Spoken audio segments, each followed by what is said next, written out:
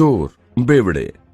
एक जोर की चीख सुनाई दी और फिर सड़क पर किसी के चलने की आहट आई। विपिन चिल्लाया, मैं चोर नहीं हूं, मैं एक टीचर हूं।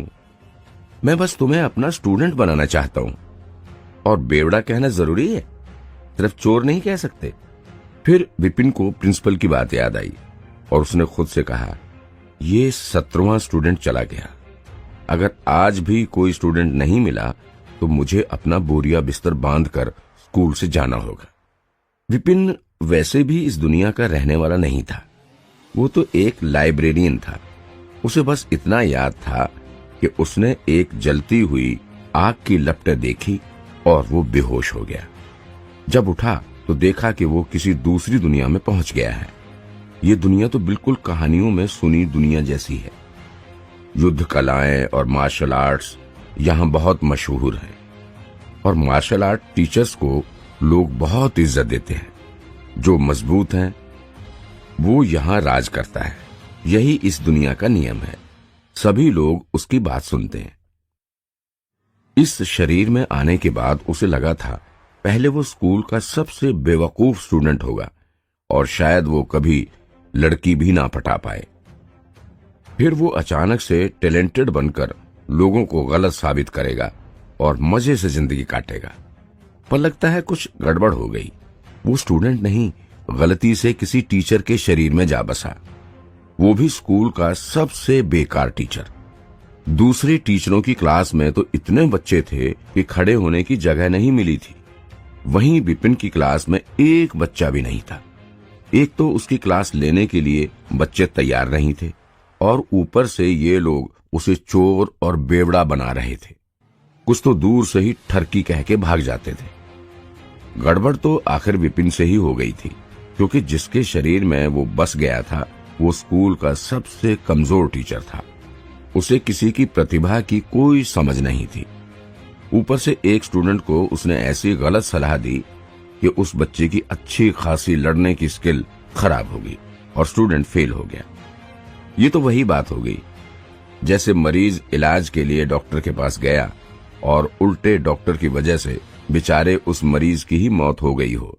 उस घटना के बाद उसकी इज्जत तो मिट्टी में मिल ही गई, साथ ही साथ सभी लोगों की गालियां भी सुननी पड़ रही थीं।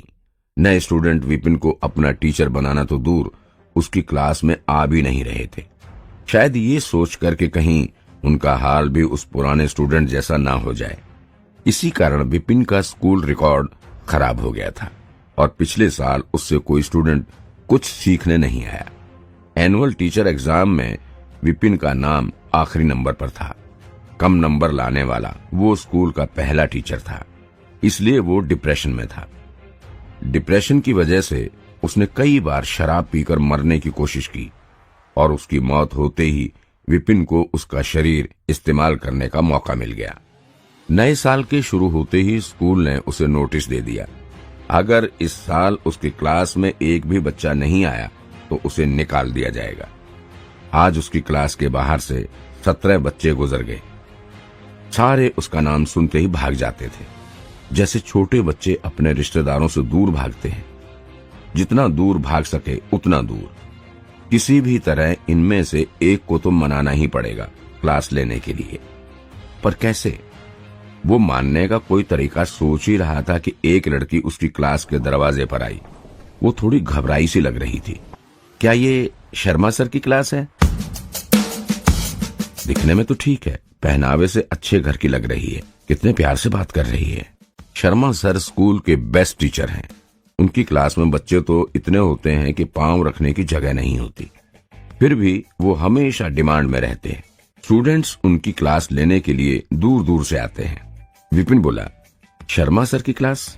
अरे मैं ले जाता हूँ ना तुम्हें शर्मा सर की क्लास में। अपनी क्लास में एक बच्चे को खड़ा देख विपिन ने सोचा, कुछ करता हूँ, किसी भी तरह इस लड़की को अपना स्टूडेंट बना लेता हूँ। वो दिमाग पर जोर देकर आज तक सीखे सारे तिकड़म याद करने लगा। फिर बड़े ही आराम से अपनी कुर्सी पर बैठकर एक अलग अंदाज में बोला, तुम शर्मा सर की स्टूडेंट बनना चाहती हो? लड़की ने बड़ी ही उत्सुकता से सिर हिलाया। फिर विपिन ने पूछा, क्यों? लड़की बड़ी ही इज्जत से बोली, मैंने सुना है शर्मा सर इस स्कूल के सबसे अच्छे टीचर हैं।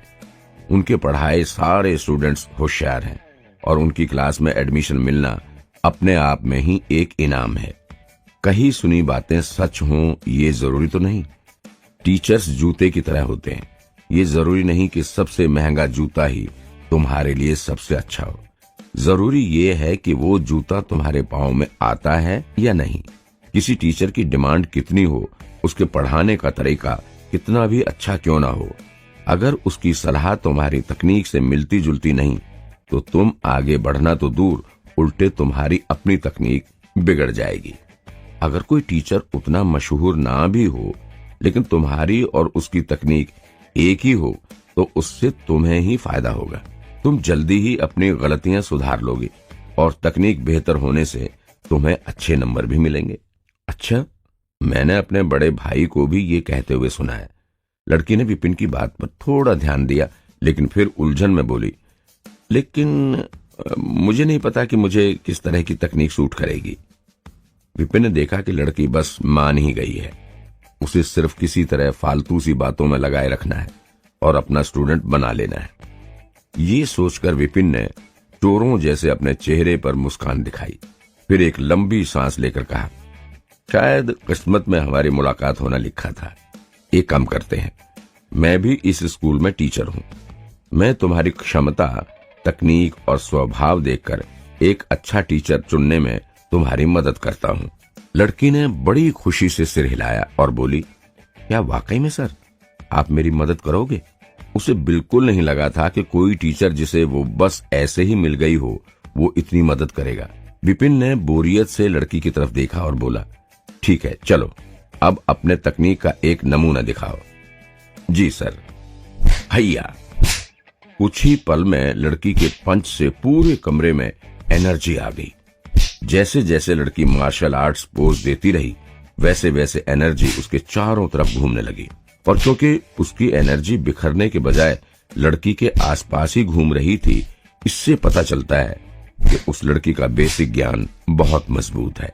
उसकी एनर्जी शक्तिशाली है लेकिन छुपी हुई है, बस थोड़ी और प्रैक्टिस की जरूरत है। लड़की के रुक जाने पर विपिन ने गर्व से सिर हिलाया और कहा, ठीक है, मैं देख सकता हूँ तुम्हारा बेसिक नॉलेज अच्छा है और टैलेंट भी बहुत है तुम्हारे अंदर, और तुमने अपनी प्रैक्टिस पर भी बहुत मेहनत की है। तुम्हारे जैसे जीनियस आजकल कम ही मिलते हैं। बस तुम्हें एक अच्छे टीचर की जरूरत है जो तुम्हारी तकनीक को तराश सके। पृथ्वी ग्रह के भविष्य बताने वालों की तरह उसने भविष्यवाणी की। बड़ी ही चालाकी से उसने ये कहा ताकि सुनने वाले वही समझें जो वे सुनना चाहते हो, और फिर वे चौंक कर सोचेंगे कि विपिन का कहा कितना सटीक था। खासकर तुम्हारी टांगों में कमाल की ताकत है, बिल्कुल एक हाथी जैसे अपनी जगह पर खड़ी। हर पोज उफनती समुद्री लहरों जैसा है, बेहद शक्तिशाली। अगर तुम आगे भी ऐसी ही मेहनत करोगी तो तुम्हारा भविष्य बहुत अच्छा होगा। लड़की ने शक की नजर से विपिन को देखा और बोली, टीचर, मेरे पैर में तो चोट लगी है। डॉक्टर ने तो कहा कि मेरा एक पैर बेकार हो गया है। विपिन को लगा कि उसका झूठ पकड़ा गया। चोट? लेकिन वो भी जिद्दी था, तो फिर बातें बनाते हुए बोला, तुम्हें क्या लगा मुझे पता नहीं चलेगा? मुझे तो पहले पोज से ही पता चल गया था। मैंने इसलिए पैर के बारे में ऐसा कहा क्योंकि वो कहते हैं ना, तबाही के बाद ही नया जन्म होता है। चोट लगने की वजह से ही तुम्हें अनजाने ही सही एक मौका मिल गया है जो किसी और के पास नहीं है। अगर तुम ठीक से इस मौके का फायदा उठा सकोगी तो तुम्हारा पैर ही तुम्हारी सबसे बड़ी शक्ति बन जाएगा। दूसरे बच्चे सोचते ही रह जाएंगे कि ये सब हो कैसे गया, लेकिन उन्हें कुछ समझ नहीं आएगा। वैसे भी विपिन सिर्फ बातें बना रहा था। अगर बातों से ही वो उस लड़की को अपना स्टूडेंट बना सके तो वो ऐसा ही करेगा। अभी सबसे जरूरी है किसी भी तरह एक स्टूडेंट को उसकी क्लास में दाखिले के लिए मनाना। लड़की खुश होकर बोली, मौका? सर, कैसा मौका? चोट के बाद तो उसे हमेशा ऐसा ही लगता था कि वो कभी महान मार्शल आर्ट्स खिलाड़ी नहीं बन सकेगी। उसे खुद पर भरोसा ही नहीं था। उसे क्या पता था कि चोट की वजह से उसे इतना बड़ा मौका मिल जाएगा। विपिन बातें बनाता ही जा रहा था। इस मौके के कारण तुम एक बार में ही सफल हो जाओगे। अपनी एज के स्टूडेंट्स में तुम्हें सबसे आगे निकलने में बिल्कुल मुश्किल नहीं होगी। हालांकि वो सच में बेस्ट स्टूडेंट बन सकती है। ये सुनकर लड़की ने शर्मा कर आगे पूछा, हालांकि क्या सर? विपिन ने गहरी सांस लेकर उदासी से कहा, हालांकि ऐसे टीचर जो इस मौके का सही इस्तेमाल कर सकें, ऐसे टीचर इस स्कूल में कम ही हैं। मुझे मिलाकर सिर्फ 3 ही ऐसे टीचर हैं। बाकी दोनों टीचर ने 3 साल पहले ही बच्चों का दाखिला लेना बंद कर दिया था। इसलिए तुम्हारी सिफारिश करना तो मेरे लिए भी मुश्किल है। दाखिला लेना बंद कर दिया है? लड़की को लगा था चलो कुछ तो अच्छा होगा, पर यह सुनकर वो उदास हो गई। फिर अचानक कुछ याद आने पर बोली, वे दाखिला नहीं ले रहे? पर सर आप तो ले रहे हैं ना? बिल्कुल ले रहा हूं, बस एक बात है, जैसा कि तुम देख सकती हो, मुझे नाम शोहरत से कोई फर्क नहीं पड़ता और मेरे पास कोई फालतू टाइम नहीं है। फिर अपने चेहरे पर जिद्दीपन लाते हुए वो आगे बोला, अगर स्टूडेंट असली हीरा नहीं है तो मैं उसे दाखिला नहीं देता।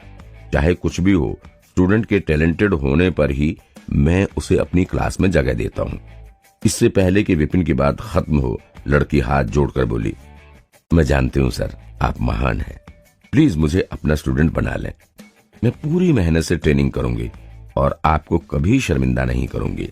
विपिन मन ही मन बहुत खुश हुआ, लेकिन फिर भी चेहरे पर उलझन दिखाते हुए बोला, हम पक्का किस्मत से मिले हैं, लेकिन तुम देख सकती हो मुझे शांति पसंद है। लड़की ने देखा कि टीचर थोड़ा नाखुश है तो वो आदर से बोली, मैं कभी आपको परेशान नहीं करूंगी, मेहनत से ट्रेनिंग करूंगी और जरूरी होने पर ही आपको टोकूंगी। विपिन ने कहा, मेरे पास बहुत ज्यादा स्टूडेंट्स नहीं हैं, इसलिए बाकी टीचरों के मुकाबले मेरे पास ज्यादा साधन भी नहीं है और हो सकता है बाकी के स्टूडेंट्स तुम्हारा मजाक उड़ाएं। लड़की हिचकिचाई, साधन नहीं है? मैंने तो सुना था साधन ट्रेनिंग के लिए बहुत जरूरी है। टीचर के पास कितने स्टूडेंट्स हैं, वे कितने होशियार हैं और भी कई सारी चीजों का ध्यान में रखकर ही स्कूल टीचर्स को साधन देता है। बिना अच्छे साधनों की ट्रेनिंग में सुधार करना मुश्किल है। मैंने तो बस तुम्हें परखने के लिए ऐसा कहा। अब क्योंकि तुमने फैसला ले ही लिया है और तुम आदर से मुझे अपना टीचर मान ही रही हो तो ठीक है, मैं तुम्हें अपना स्टूडेंट बना लेता हूँ। उसने देखा लड़की फिर से पीछे हट रही है। जल्दी से उसने बोला, तुम्हारा पहचान पत्र? अभी इतनी जल्दी?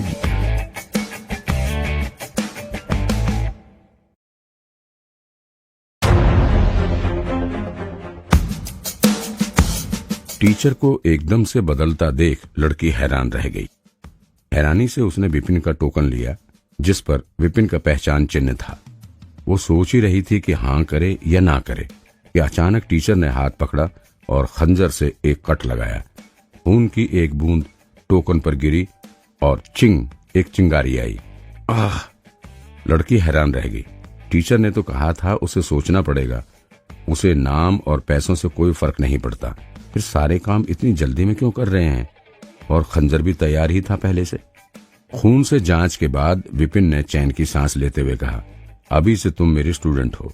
फिर दोबारा एक महान कलाकार की तरह नाटक करते हुए बोला, तुम्हारा नाम क्या है? सर मेरा नाम रोमा है। लड़की ने देखा अब वो पीछे नहीं हट सकती, तो फिर उसने सिर्फ हाँ में ही सिर हिला दिया। अपना टोकन ले जाओ, उसे दिखाकर तुम्हें बिस्तर और किताबें मिल जाएंगी और अपने रहने का इंतजाम करना मत भूलना। तुम्हारी ट्रेनिंग कल से शुरू होगी, मुझे कल यहीं मिलना। विपिन ने ये कहकर उसे वहां से जाने का इशारा किया। ठीक है सर, कहकर रोमा चली गई। मैंने एक स्टूडेंट तो बना ही लिया है। रोमा उसकी स्टूडेंट है, ये पक्का करने के बाद विपिन ने चैन की सांस ली और मुस्कुराया। ये बहुत ही मुश्किल काम था। अगर उसने इंटरनेट से एक्टिंग और बातें बनाना ना सीखा होता तो आज एक भी स्टूडेंट को उसकी क्लास लेने के लिए मनाना मुश्किल था। अब एक स्टूडेंट की वजह से वो कम स्कूल से बाहर तो नहीं निकाला जाएगा। एक मुसीबत तो टली। विपिन ने राहत की सांस ली।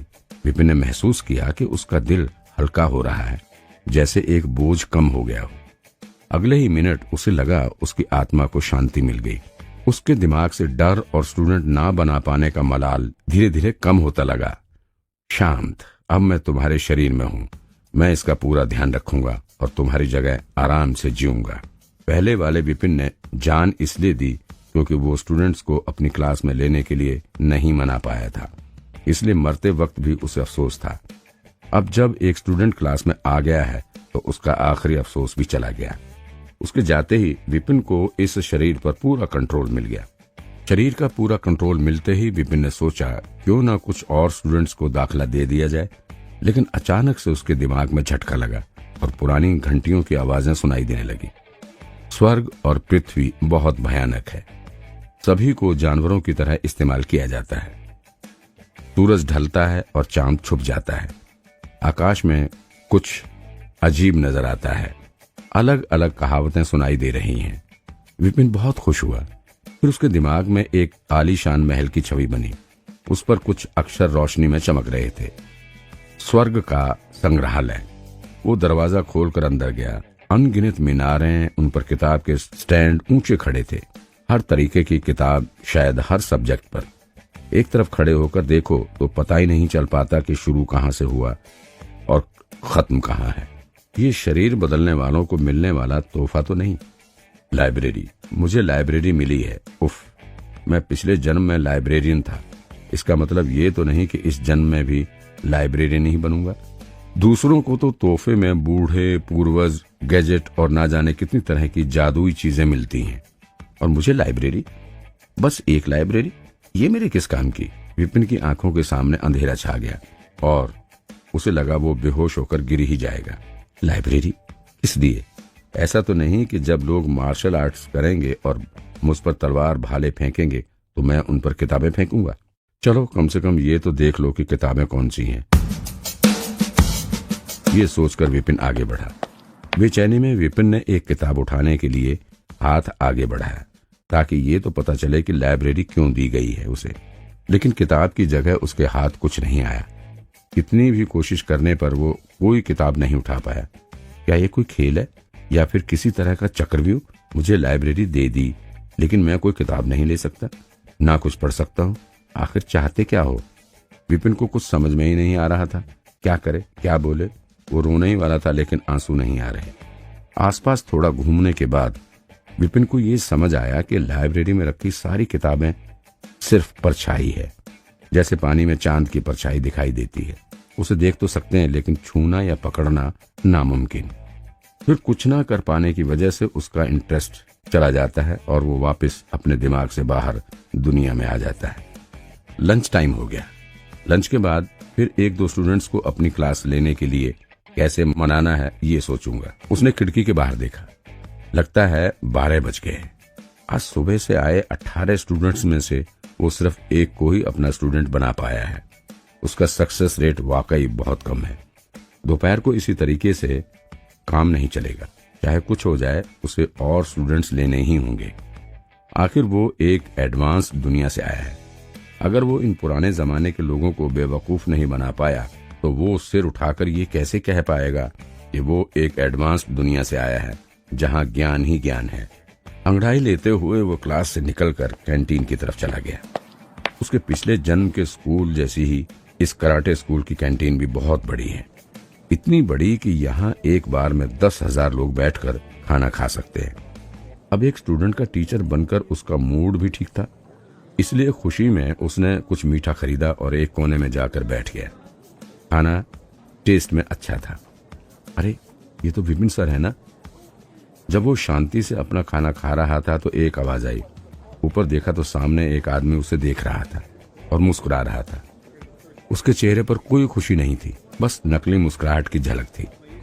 रितेश सर? विपिन ने पूछा। रितेश का पूरा नाम रितेश भारद्वाज था। उसने विपिन के साथ ही इस स्कूल में पढ़ाना शुरू किया था। उसकी एक बुरी आदत थी, वो दूसरों को खुद से तोलता था और फिर उन्हें नीचा दिखाकर खुश होता था।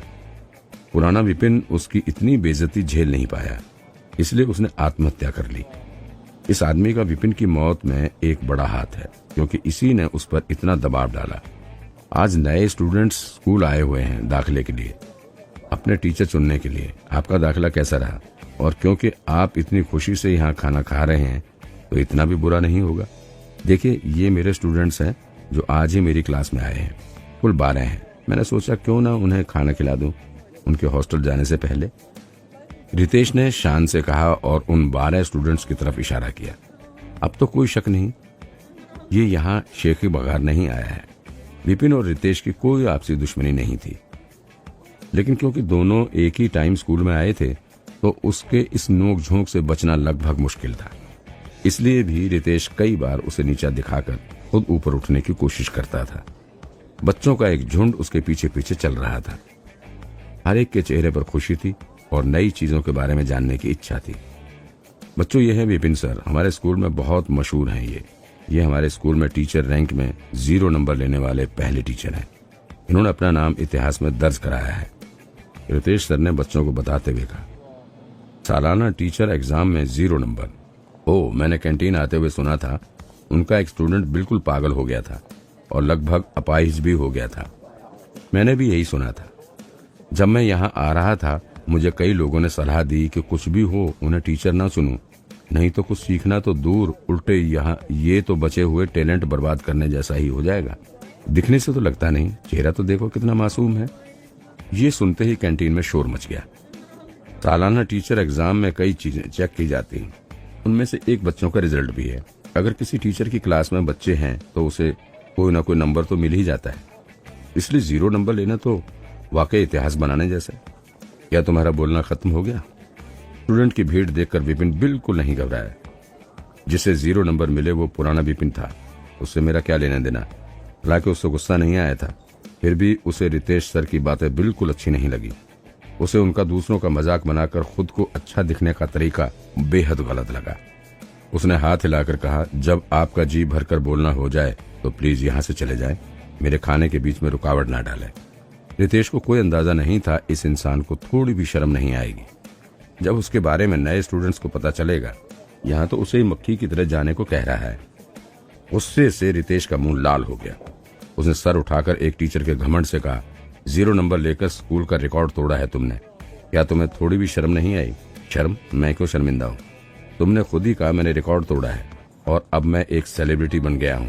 सारे नए स्टूडेंट्स मुझे पहले से ही जानते हैं, लेकिन तुम्हारा क्या, तुम्हें कौन जानता है? विपिन ने झुंड की तरफ इशारा करते हुए कहा। तुम्हें कितने नंबर मिले, क्या ये सब जानते हैं? स्कूल आने से पहले क्या ये लोग तुम्हें जानते थे? अगर तुमने इन्हें खाना नहीं खिलाया हो तो शायद ये तुम्हें अपना टीचर भी न मानते। टीचर होकर भी तुम इनके लिए अनजान ही हो। आखिरकार फिर तुम्हें किस बात का घमंड है?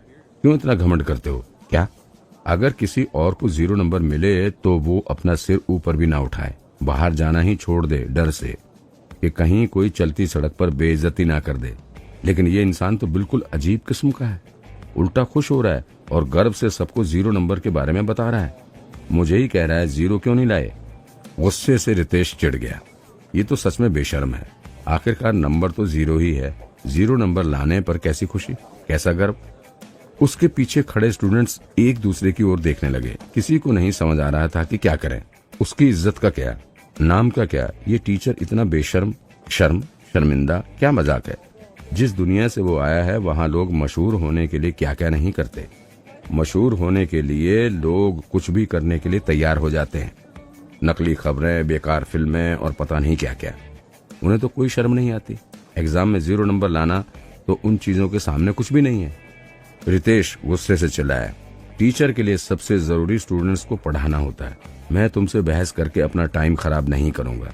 जब तुम्हें कोई स्टूडेंट मिले तब बात करेंगे, तभी देखेंगे किसके स्टूडेंट मार्शल आर्ट्स में ज्यादा माहिर हैं। ये कहकर रितेश मुड़कर जाने लगा। तभी एक आदमी और एक लड़की की बातचीत सुनाई दी। वो टीचर बुरे नहीं है, उनका मिजाज भी अच्छा है। एक घबराई लड़की की आवाज आई, लेकिन उसकी आवाज में हिचकिचाहट थी। मैडम मेरी बात सुनिए, यहाँ के लिए निकलने से पहले साहब ने मुझे कहा था कि आपको शर्मा सर के पास ही ले जाऊं, लेकिन आप जाना ही नहीं चाहती। आप तो मुझे भी बाहर ही छोड़कर आई थी और सभी को छोड़कर आपने उस टीचर को चुना। आखिरकार इसके पीछे क्या वजह है?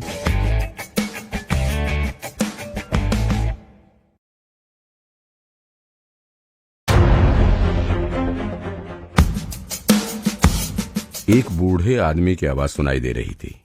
उसकी आवाज से ही निराशा झलक रही थी। वो टीचर उतने बुरे नहीं है जितना आपने कहा था। वो एक अच्छे इंसान है। उन्होंने मुझसे कहा है कि वे मेरी मदद जरूर करेंगे। उन्होंने कहा है कि अगर मैं ठीक तरह से मेहनत करूंगी तो मैं क्लास में पहली रैंक ला सकती हूँ। ये सब कहने पर भी उस लड़की की आवाज में हिचकिचाहट लग रही थी। तुम पहली रैंक लाना चाहती हो? अगर तुम उस टीचर से पढ़ोगी तो पहली रैंक तो दूर की बात है, तुम्हें पोज करने की भी बुद्धि नहीं रहेगी। मैडम, क्या आपको पता नहीं वो कौन है? वो इस स्कूल का सबसे बेकार टीचर है। उसे तो 0 नंबर मिले हैं। आप जल्दी से अपना दाखिला उनकी क्लास से वापस ले लो।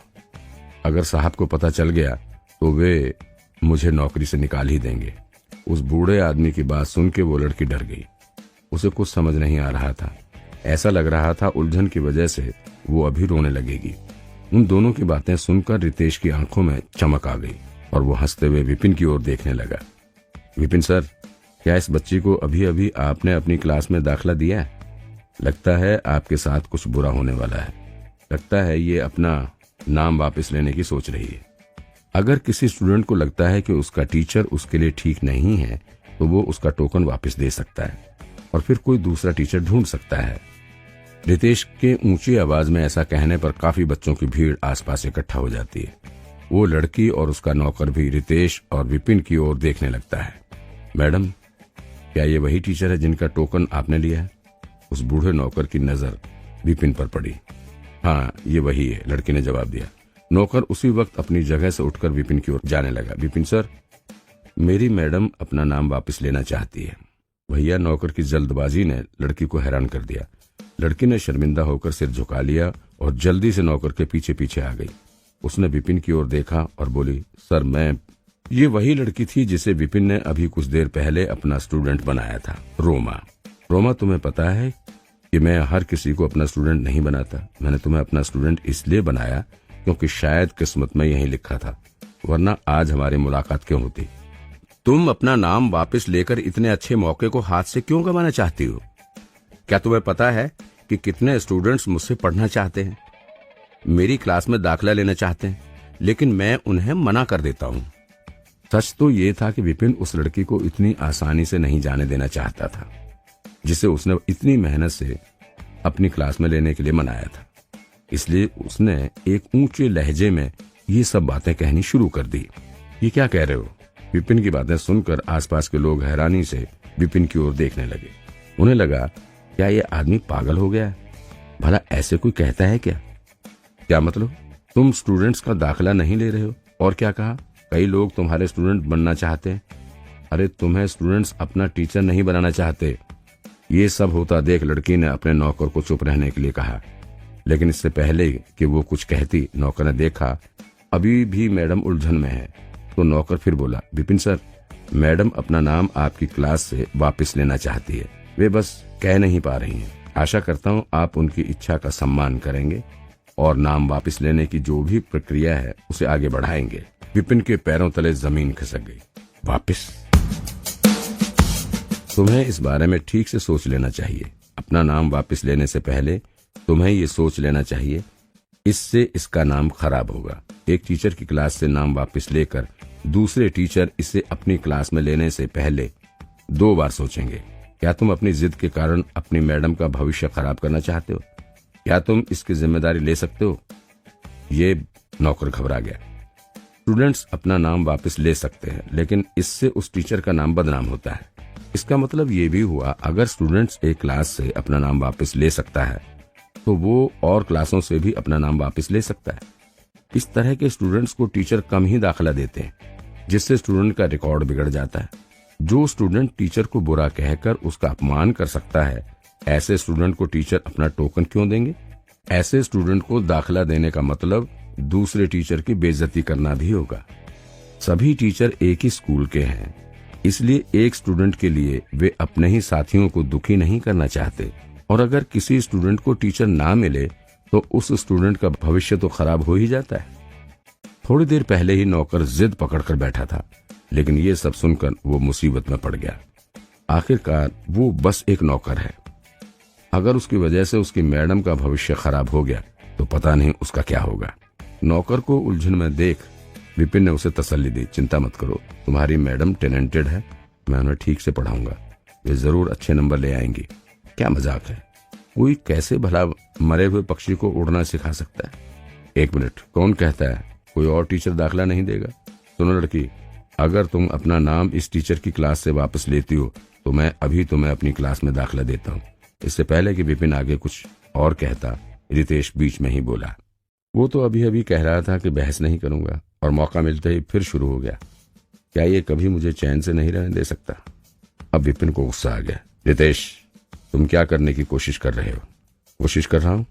अरे इस लड़की को तो देखो, टैलेंटेड है लेकिन डर से कुछ नहीं कह पा रही है। मैं इसका भविष्य कैसे खराब होने दूं? अगर ये नाम वापस लेना चाहती है तो मैं इसे अपनी स्टूडेंट बनाने के लिए तैयार हूँ। आखिरकार सभी स्टूडेंट्स पढ़ने ही तो यहाँ आए हैं। ये बिल्कुल सही है कि वे उसी टीचर से पढ़ें जिससे पढ़ना चाहते, उससे नहीं जिस टीचर को एग्जाम में 0 नंबर मिले हों। खुशी से रितेश जोर जोर से हंसने लगा। सरेआम स्टूडेंट्स को चुराना, तुम्हें क्या लगता है मैं इस बात के बारे में स्कूल एडमिनिस्ट्रेशन से नहीं कहूंगा? ये कोई मामूली बात नहीं, सरेआम स्टूडेंट्स को भड़का रहा है। हालांकि स्कूल ने टीचर को अपनी मर्जी से स्टूडेंट चुनने की छूट दे रखी है, लेकिन इस तरह से भड़काए जाने को वे हल्के में नहीं लेंगे। ऐसा हो जाए तो स्कूल नहीं, टीचर के लिए स्टूडेंट्स हड़पने का मैदान बन जाएगा। स्कूल का माहौल बिगड़ेगा और टीचर भी झगड़ना शुरू कर देंगे। रितेश बोला, स्टूडेंट को भड़काना? ये क्या बढ़ा चढ़ाकर बोल रहे हो? कम से कम स्टूडेंट को खुद टीचर चुनने का मौका तो दो। हम दोनों इसे अपनी अपनी सलाह देंगे, उसे खुद ही फैसला करने दो। क्या कहते हो जाए कंपटीशन? टीचरों के बीच सलाह देने का कंपटीशन। विपिन घबरा गया। उसके पास पुराने विपिन की याददाश्त तो थी, लेकिन उसे उन यादों को इस्तेमाल करना नहीं आता था। ज्यादा से ज्यादा उसे टेक्निक के नाम पता थे, बस। पुराने विपिन को बस नाम बताने ही आते थे, उनके बारे में कुछ पता नहीं था। जब उसे ही नहीं पता था तो नए विपिन को कैसे पता होगा? ऊपर से सलाह देना, वो पक्का रितेश से हार जाएगा। रितेश को टेक्निक के बारे में उससे तो ज्यादा ही पता होगा। क्या हुआ, चैलेंज मारने से डर गया? ये तो नियमों में साफ लिखा है, टीचर आपस में चैलेंज कर सकते हैं ताकि स्टूडेंट्स सही चुनाव कर सकें। इसे तो भड़काना नहीं कहते ना? रितेश हंसते हुए बोला। उसने अपनी शर्ट की बाजू ऊपर की और ऐसे खड़ा हो गया मानो चैलेंज ही जीत गया हो। स्टूडेंट्स को हम किस चीज पर सलाह देंगे? विपिन को समझ आ गया था, अगर आज उसने इस मामले को ठीक तरह से नहीं सुलझाया तो उसका इकलौता स्टूडेंट तो वापस चला ही जाएगा और कोई उसका नया स्टूडेंट फिर कभी नहीं बनेगा। टीचर स्टूडेंट्स को उनके मार्शल आर्ट्स के बारे में कई सलाह दे सकते थे, उनके टैलेंट पर, टेक्निक पर, गलतियों पर। और क्योंकि हर टीचर का टेक्निक अलग अलग है, इसलिए उनकी सलाह भी अलग होगी। चलो एक काम करते हैं, क्योंकि ये सारे स्टूडेंट्स नए हैं, ना इन्हें हम जानते हैं ना ये हमें जानते हैं। हम इन्हें अपने अपने पंच पोज दिखाने के लिए कहते हैं, फिर हम उनकी गलतियों पर उन्हें सलाह देंगे और उन्हें कैसे ठीक करना है ये बताएंगे। उसके बाद फिर पोज करने के लिए कहेंगे। जिसकी सलाह से स्टूडेंट को ज्यादा फायदा होगा वो जीत जाएगा, ठीक है? रितेश कभी इस तरह से स्कूल के दूसरे टीचर को चैलेंज ना करता, लेकिन उसे पता था विपिन को सलाह देना नहीं आता, इसलिए उसे भरोसा था वो विपिन से अच्छी सलाह देगा ही। विपिन घबरा गया। तुम चैलेंज लड़ने से डर तो नहीं गए? अभी तो कह रहे थे कि तुम ही स्टूडेंट्स को दाखिला नहीं देते। अगर वाकई तुम इतने अच्छे टीचर हो तो साबित करो। इस मासूम लड़की का भविष्य तो खराब मत करो। रितेश ने उसे उकसाने की कोशिश की। ठीक है, विपिन ने आस पास देखते हुए कहा। वैसे भी ज्यादा से ज्यादा क्या होगा, वो हार जाएगा, मर तो नहीं जाएगा ना। अगर उसने चैलेंज नहीं लड़ा तो उसका इकलौता स्टूडेंट भी नाम वापस ले लेगा। अब कोई और रास्ता नहीं बचा है। अगर उसे कुछ याद नहीं भी आया तो वो कुछ इधर उधर की बातें करके निकलने की कोशिश करेगा। शर्मनाक है तो क्या हुआ, वो इतनी आसानी से पीछे नहीं हटेगा। रितेश सर और विपिन सर चैलेंज लड़ रहे हैं, इन दोनों में से कौन जीतेगा? ये तो वही है, इसी को 0 नंबर मिले थे, ये फिर भी चैलेंज लड़ रहा है। सच में क्या इसे और बेइज्जत होना है? चैलेंज की बात सुनकर स्टूडेंट्स की भीड़ खाना बीच में ही छोड़कर दोनों की ओर देखने के लिए लग गई। आज दाखिले का दिन था। कई लोगों ने 0 नंबर वाले टीचर के बारे में सुना था, पर कोई उससे मिला नहीं था। सभी जानना चाहते थे कौन जीतेगा। नियमों के हिसाब से तुम मेरे स्टूडेंट को सलाह दोगे और मैं तुम्हारे। स्टूडेंट्स को इकट्ठा होते देख रितेश को और जोश आ गया और वो खुलकर मुस्कुराया। चैलेंज समान हो इसलिए टीचर को अपने स्टूडेंट को सलाह देना मना है, ताकि नकल की गुंजाइश ना रहे। उन्हें बस एक दूसरे के स्टूडेंट्स को सलाह देनी है। चैलेंज के नियम और तरीका बताकर रितेश एक महान टीचर की तरह कोने में खड़ा हो गया और लड़की की तरफ देखकर बोला, लड़की यहाँ आओ, मुझे अपना मार्शल आर्ट का बेसिक पोज दिखाओ और फिर अपनी पूरी ताकत से उस दीवार पर मारो। मैं?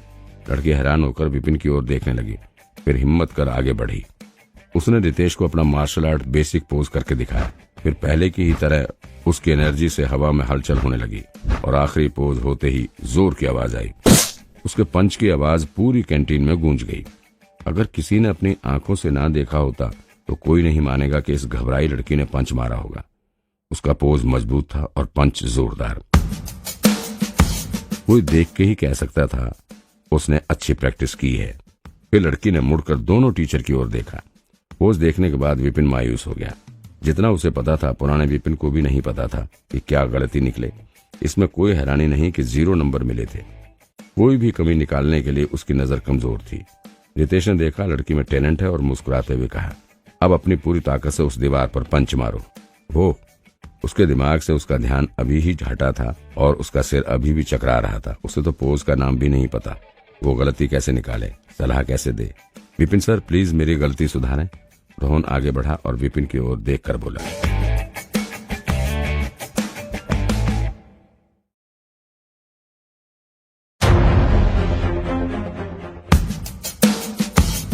एक तरफ से रोमा उसे देख रही थी।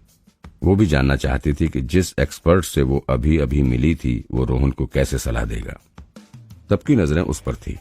अगर उसने कुछ ना कहा तो उसका मजाक बन जाएगा। वो कुछ बहाना बनाने ही वाला था कि अचानक उसे किताब में लिखी गलतियां याद आने लगी। उसे नहीं पता कि जानकारी सही थी या गलत, लेकिन इस वक्त कोई बहाना भी नहीं सूझ रहा था उसे। इसलिए उसने हिम्मत करके कहा, तुम्हारे पोज में बहुत गलतियां हैं, कुल 12 गलतियां। हाँ कहता हूँ बहुत गलतियां हैं, 12। मैंने गलत तो नहीं सुना ना? तुम बहुत अच्छा मजाक कर लेते हो। ये नेवला पंच बहुत साधारण है। पूरे देश में इसे सभी स्कूल सिखाते हैं। हजारों साल के बाद, इतनी कोशिशों के बाद इसे इस पोज में ढाला गया है। ये परफेक्ट तो नहीं, लेकिन इतना भी गलत नहीं था। तुम्हें सच में इसमें 12 गलतियां नजर आ रही हैं। झूठ, शायद इसे कुछ भी नहीं आता, इसीलिए कुछ भी फालतू बोले जा रहा है। पहले स्टूडेंट्स उसकी बात पर चर्चा कर रहे थे, लेकिन जैसे ही उसने कुछ बोलने के लिए अपना मुंह खोला तभी जोर जोर से हंसने लगे। नेवला पंच सबसे बेसिक पोज में एक था। अगर कोई मार्शल आर्ट सीख रहा है तो उसे नेवला पंच सीखना जरूरी था। वो इतना शक्तिशाली तो नहीं था, लेकिन हजारों सालों तक एक्सपर्ट्स ने उसे ठीक करने की कोशिश की थी, इसलिए उसमें सबसे कम गलतियां थी। लोग तो उसे परफेक्ट पंच भी कहते हैं। ऐसे पोज में ये आदमी 12 गलतियां निकाल रहा है, ये कैसा मजाक है। 0 नंबर की बात ना भी सोचें तो पोज बनाने वाला इसमें 12 गलतियां नहीं निकाल पाएगा। ओह विपिन सर, आप सच में एक्सपर्ट हैं। नेवला पंच में 12 गलतियां, हमें भी तो बताएं। रितेश को नहीं लगा था कि विपिन ये सब कह देगा, लेकिन अब मौका मिलते ही उसने जोश में आकर विपिन को शर्मिंदा करने की कोशिश की। यही वक्त था अपने जोश को ताकत में बदलने का। ये सब सुनकर भी विपिन ने अपने मन का डर चेहरे पर नहीं आने दिया। उसे क्या पता था कि रोहन ऐसा पोज करेगा जिसके बारे में सबको पता हो। पुराने विपिन को जरूर पता होगा, लेकिन क्योंकि वो अभी अभी इस शरीर में आया था इसलिए याद ठीक से नहीं आ रहा था। लेकिन वो दूसरी दुनिया का है जहाँ जानकारी की कमी नहीं है। उसे शर्मिंदा करना इतना आसान नहीं। हिम्मत करके वो फिर बोला, भरोसा नहीं हो रहा है? ऐसा नहीं है कि मैं सलाह नहीं देना चाहता, लेकिन तुम लोग मेरी बात पर भरोसा नहीं करोगे, और क्योंकि तुम वैसा नहीं करोगे जैसा मैं कह रहा हूँ तो इसमें मेरी कोई गलती नहीं है। रोमा चलो, इस तरह का चैलेंज का कोई तुक नहीं है। रुक जाओ, हम तुम्हारी बात मान लेते हैं, आगे बोलो। विपिन को जाते देख रितेश ने उसे तुरंत रोका। तो लग रहा था कि विपिन जानबूझकर गलतियां बढ़ाकर बोल रहा है ताकि लोग उसकी बात पर हंसें और उसे ऐसा कहकर भागने का मौका मिल जाए। लेकिन ऐसा मौका उसे दोबारा नहीं मिलेगा तो वो विपिन को कैसे जाने देता। ये देखकर कि विपिन पूरी तरह से फंस गया है, अब उसके पास कोई चारा नहीं था सिवाय इसके कि वो उस किताब को खोले और जो लिखा है उसे पढ़ दे। अगर मरना ही है तो ठीक है। उसने किताब खोली और गलतियां दोबारा पढ़ी। उसकी नजर आखिरी गलती पर पड़ी और फिर बोला, तुमने पोज दाएं हाथ से किया, मेरी सलाह मानो, उसे बाएं हाथ से करो और फिर दीवार पर पंच मारो। क्या पता उसे मेरा तोहफा ठीक हो। वैसे भी कोई बचने का दूसरा रास्ता तो था नहीं। बाएं हाथ से ये भी तो सलाह हो सकती है। क्या मजाक है, बाएं हाथ सभी का कमजोर होता है। अगर बाएं हाथ से करेगा तो उसका पूरा पोज खराब तो नहीं हो जाएगा। स्टूडेंट्स विपिन की ओर देखने लगे। सबको पता था बाएं हाथ कमजोर होता है, रोहन का भी होगा, फिर भी बाएं हाथ से पोज करने के लिए कह रहा है। ये कैसा मजाक है। रितेश ने सोचा मैं बस जीत ही गया, पर फिर भी उसने रोहन को कहा, रोहन जैसा कहा है वैसा करो। रोहन अभी अभी उसका स्टूडेंट बना था, इसलिए उसे पता था रोहन ज्यादातर दायां हाथ ही इस्तेमाल करता है। अगर बाएं से करेगा तो 30 किलो ही ले पाएगा। जब कोई स्टूडेंट 62 से सलाह लेने के बाद 30 किलो पर आएगा तो विपिन तो पूरा बदनाम हो जाएगा। फिर देखेंगे कैसे वो स्कूल आ पाएगा। रोहन भी हंसकर बोला ठीक है और फिर से पोज बनाया। उसे पता था कि उसका बायां हाथ कमजोर है और बाएं हाथ से पंच क्या मजाक है। नेवला पंच वो बचपन से कर रहा है। उसने दाएं से ही करा है, लेकिन वो जल्दी ही बाएं से करना भी सीख गया। पोज से एनर्जी तो आई, लेकिन पहले से कम लग रही थी। विपिन घबराहट में था, कहीं मेरा तोहफा झूठा तो नहीं। बाकी लोगों को तोहफे में पूर्वजों की सलाह मिलती है या कोई पावर। अगर वो सही इस्तेमाल कर सकें तो उन्हें कोई मुश्किल नहीं होती, लेकिन उसे तो किताबें मिली। अगर किताब का लिखा गलत है तो पक्का स्कूल से निकाला जाएगा। भैया जल्दी ही पोज खत्म हुआ। रोहन ने दीवार के पास जाकर बाएं हाथ से पंच मारा। धाड़, नंबर आए 1। हाँ, मैं तो सोच रहा था 30 होगा। 1 लिखा देख रितेश हंसने लगा, लेकिन इससे पहले वो अपनी बात खत्म करता शब्द उसके गले में अटक गए। उसे अपनी आंखों पर भरोसा नहीं हो रहा था। 123, 1 2 3, 123 किलो। पहली बार 62 किलो और दूसरी बार बढ़कर 123 किलो। ये तो दोगुना हो गया, मतलब 100% की बढ़ोतरी। या सच में स्कूल के सबसे अच्छे टीचर भी अपनी पहली सलाह में ऐसा शायद ना कर सके। रोहन को भी विश्वास नहीं हो रहा था। क्या ये मैंने किया? वो दीवार की तरफ देखता ही रह गया। उसे पता था कि वो ज्यादातर अपना दायां हाथ इस्तेमाल करता है, लेकिन उसने सोचा भी नहीं था कि उसके बाएं हाथ में इतनी ताकत होगी। लेकिन ये दुगनी ताकत वो सपने में भी नहीं सोच सकता था। बाकी स्टूडेंट्स भी अवाक रह गए। विपिन का तो दिल किया कि खुशी से उछल पड़े। लाइब्रेरी की जानकारी सच है। किसी भी इंसान का टैलेंट और कमियां जानना और फिर उसे सही तरह से इस्तेमाल करना, कई दुनिया में घूम सकने वाले किसी भी इंसान के लिए ऐसा तोहफा मिलना तो किसी स्वर्ग से कम नहीं है। विपिन हंसते हुए बोला, तो अब क्या कहते हो? तुम्हारी सलाह से 20% बढ़ोतरी हुई और मेरी सलाह से 100%। रितेश सर, अब क्या कहना चाहते हो? रितेश का मुंह लाल हो गया और वो कुछ भी बोल नहीं पा रहा था। उसने तो ये चैलेंज विपिन को शर्मिंदा करने के लिए रखा था, लेकिन यहाँ तो उसे खुद शर्मिंदा होना पड़ रहा है। फिर उसने अपनी जेब से एक टोकन निकाला, अपनी उंगली पर एक कट लगाकर खून की एक बूंद उस टोकन पर डाली और रोहन को देते हुए कहा, रोहन, मैं तुम्हें अपनी क्लास से छूट देता हूँ। अब तुम विपिन सर को अपना टीचर बना सकते हो। ऐसा कहकर वो विपिन की ओर मुड़ा और गुस्से से बोला, तुम्हें इतना खुश होने की कोई जरूरत नहीं है। इस बार किस्मत ने तुम्हारा साथ दे दिया, लेकिन अगली बार चैलेंज में मैं तुम्हें हरा कर ही रहूंगा। इतना बोलकर वो वहां से चला गया। इस बार न सिर्फ उसे शर्मिंदा होना पड़ा, बल्कि एक स्टूडेंट को भी खोना पड़ा। विपिन से हारना अपने मुंह पर तमाचा मारने जैसा है। दूसरे टीचरों से हारना एक अलग बात है, लेकिन 0 नंबर वाले टीचर से हारना। टीचर रितेश को जाता देख रोहन का सिर झुक गया। माना कि एक बार की सलाह से उसका पंच सुधर गया, लेकिन वो भी यही मानता था कि ऐसा सिर्फ विपिन की किस्मत अच्छी होने के कारण हुआ। विपिन को असल में कुछ नहीं आता है। बढ़िया, तो अब तुम मेरे स्टूडेंट हो, जल्दी करो, अपना पहचान पत्र निकालो। विपिन को कोई फर्क नहीं पड़ता कि रोहन क्या सोच रहा है। वो अभी भी चैलेंज में एक स्टूडेंट को जीतने की खुशी मना रहा था। उसने बड़े ही गर्व से अपना टोकन रोहन की ओर उछाला। हालांकि रोहन विपिन को अपना टीचर नहीं बनाना चाहता था, लेकिन उसे पता था कि उसे चैलेंज के रिजल्ट का सम्मान करना ही पड़ेगा। अगर उसने विपिन को अपना टीचर नहीं बनाया तो कोई और टीचर उसे अपना स्टूडेंट नहीं बनाएगा। इसलिए उसने चुपचाप उस टोकन पर अपने खून से निशान बनाया। कल से तुम्हारी ट्रेनिंग शुरू हो जाएगी, विपिन बोला। पहचान पत्र लेने के बाद विपिन ने और कुछ कहने की जरूरत नहीं समझी और वो कैंटीन से बाहर चला गया। अपनी क्लास में वापस आकर विपिन ने अपने दिमाग में बनी लाइब्रेरी की परछाई को थोड़ा और टटोलने की सोची। कुछ देर जांच के बाद उसे समझ आया कि जब भी कोई उसके सामने अपना टैलेंट दिखाएगा, तभी उस स्टूडेंट की जानकारी एक किताब के रूप में उसके सामने आ जाएगी। इस बार तो मेरी किस्मत ही खुल गई है। इस लाइब्रेरी की मदद से वो किसी की भी जानकारी पहली मुलाकात पर ही जान जाएगा और फिर 0 नंबर आने की नौबत कभी नहीं आएगी। ऐसा सोचकर उसका दिल खुशी से भर गया और अब वो अपने भविष्य के लिए बेहद उत्सुक था। क्या तुमने सुना? रितेश सर और विपिन सर में अभी अभी चैलेंज हुआ था। वही विपिन सर जिन्हें 0 नंबर मिले थे। चैलेंज तो पक्का विपिन सर ही हारे होंगे। कमाल की बात तो यह है कि ऐसा बिल्कुल नहीं हुआ। विपिन सर जीत गए। उन्होंने तो बस कुछ अजीब सी सलाह दी, जिससे रितेश सर के स्टूडेंट के पंच की पावर 100% बढ़ गई। 100%? पहली सलाह में? शर्मा सर भी ऐसा नहीं कर सकते तो विपिन सर कैसे करेंगे? झूठ मत बोलो। झूठ कैसे हो सकता है? पूरी कैंटीन में बैठे स्टूडेंट्स ने अपनी आंखों से देखा है। जिन्होंने ऐसा होते हुए अपनी आंखों से देखा था, वे उसी बात पर चर्चा कर रहे थे। 100% की बढ़त। मुझे तो लगता है किस्मत ने साथ दे दिया इसका इस बार। उसकी खुद की इतनी समझ कहाँ। करीमनगर देश का तीसरा सबसे बड़ा शहर है। रेनू उस शहर के मेयर की बेटी है। बचपन से ही अच्छे स्कूलों में पढ़ी है और उसका कराटे स्कूल आने का कारण भी सिर्फ शर्मा सर के स्टूडेंट बनना है। उसने सपने में भी नहीं सोचा था कि वो शर्मा सर से भी अच्छे किसी टीचर के बारे में सुनेगी, तो उसका इन बातों पर विश्वास न करना स्वाभाविक था। किस्मत, मुझे नहीं लगता कि सिर्फ किस्मत के सहारे कोई 100% की बढ़ोतरी कर सकता है। पास ही बैठे एक और स्टूडेंट ने उसकी बात का जवाब दिया। तुम्हें क्या लगता है मैं विपिन सर को पहचानती नहीं? किस्मत नहीं तो और क्या होगा। मत भूलो कि ये वही टीचर है जिसे 0 नंबर मिले थे और लगभग स्कूल से निकाल ही दिया गया था। ऐसा टीचर भला किस काबिल होगा। मेरी बात पर विश्वास नहीं तो मैं अभी उसकी पोल खोल सकती हूँ। रेनू बचपन से ही बिगड़ी हुई लड़की थी। उसे अपनी बात को किसी भी तरह मनवाने की आदत थी। किसी बुरे टीचर की तारीफ सुनकर उससे चुप नहीं रहा गया और वो चिढ़ गई।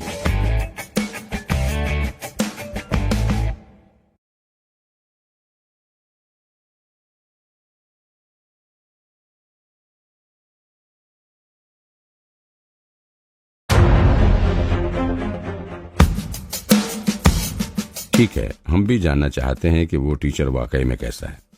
वे तीनों उसी वक्त उठकर कैंटीन से बाहर चले गए। थोड़ा पूछताछ कर उन्होंने विपिन की क्लास ढूंढ ली और बिना इजाजत के अंदर चल दिए। क्या आप ही विपिन सर हैं?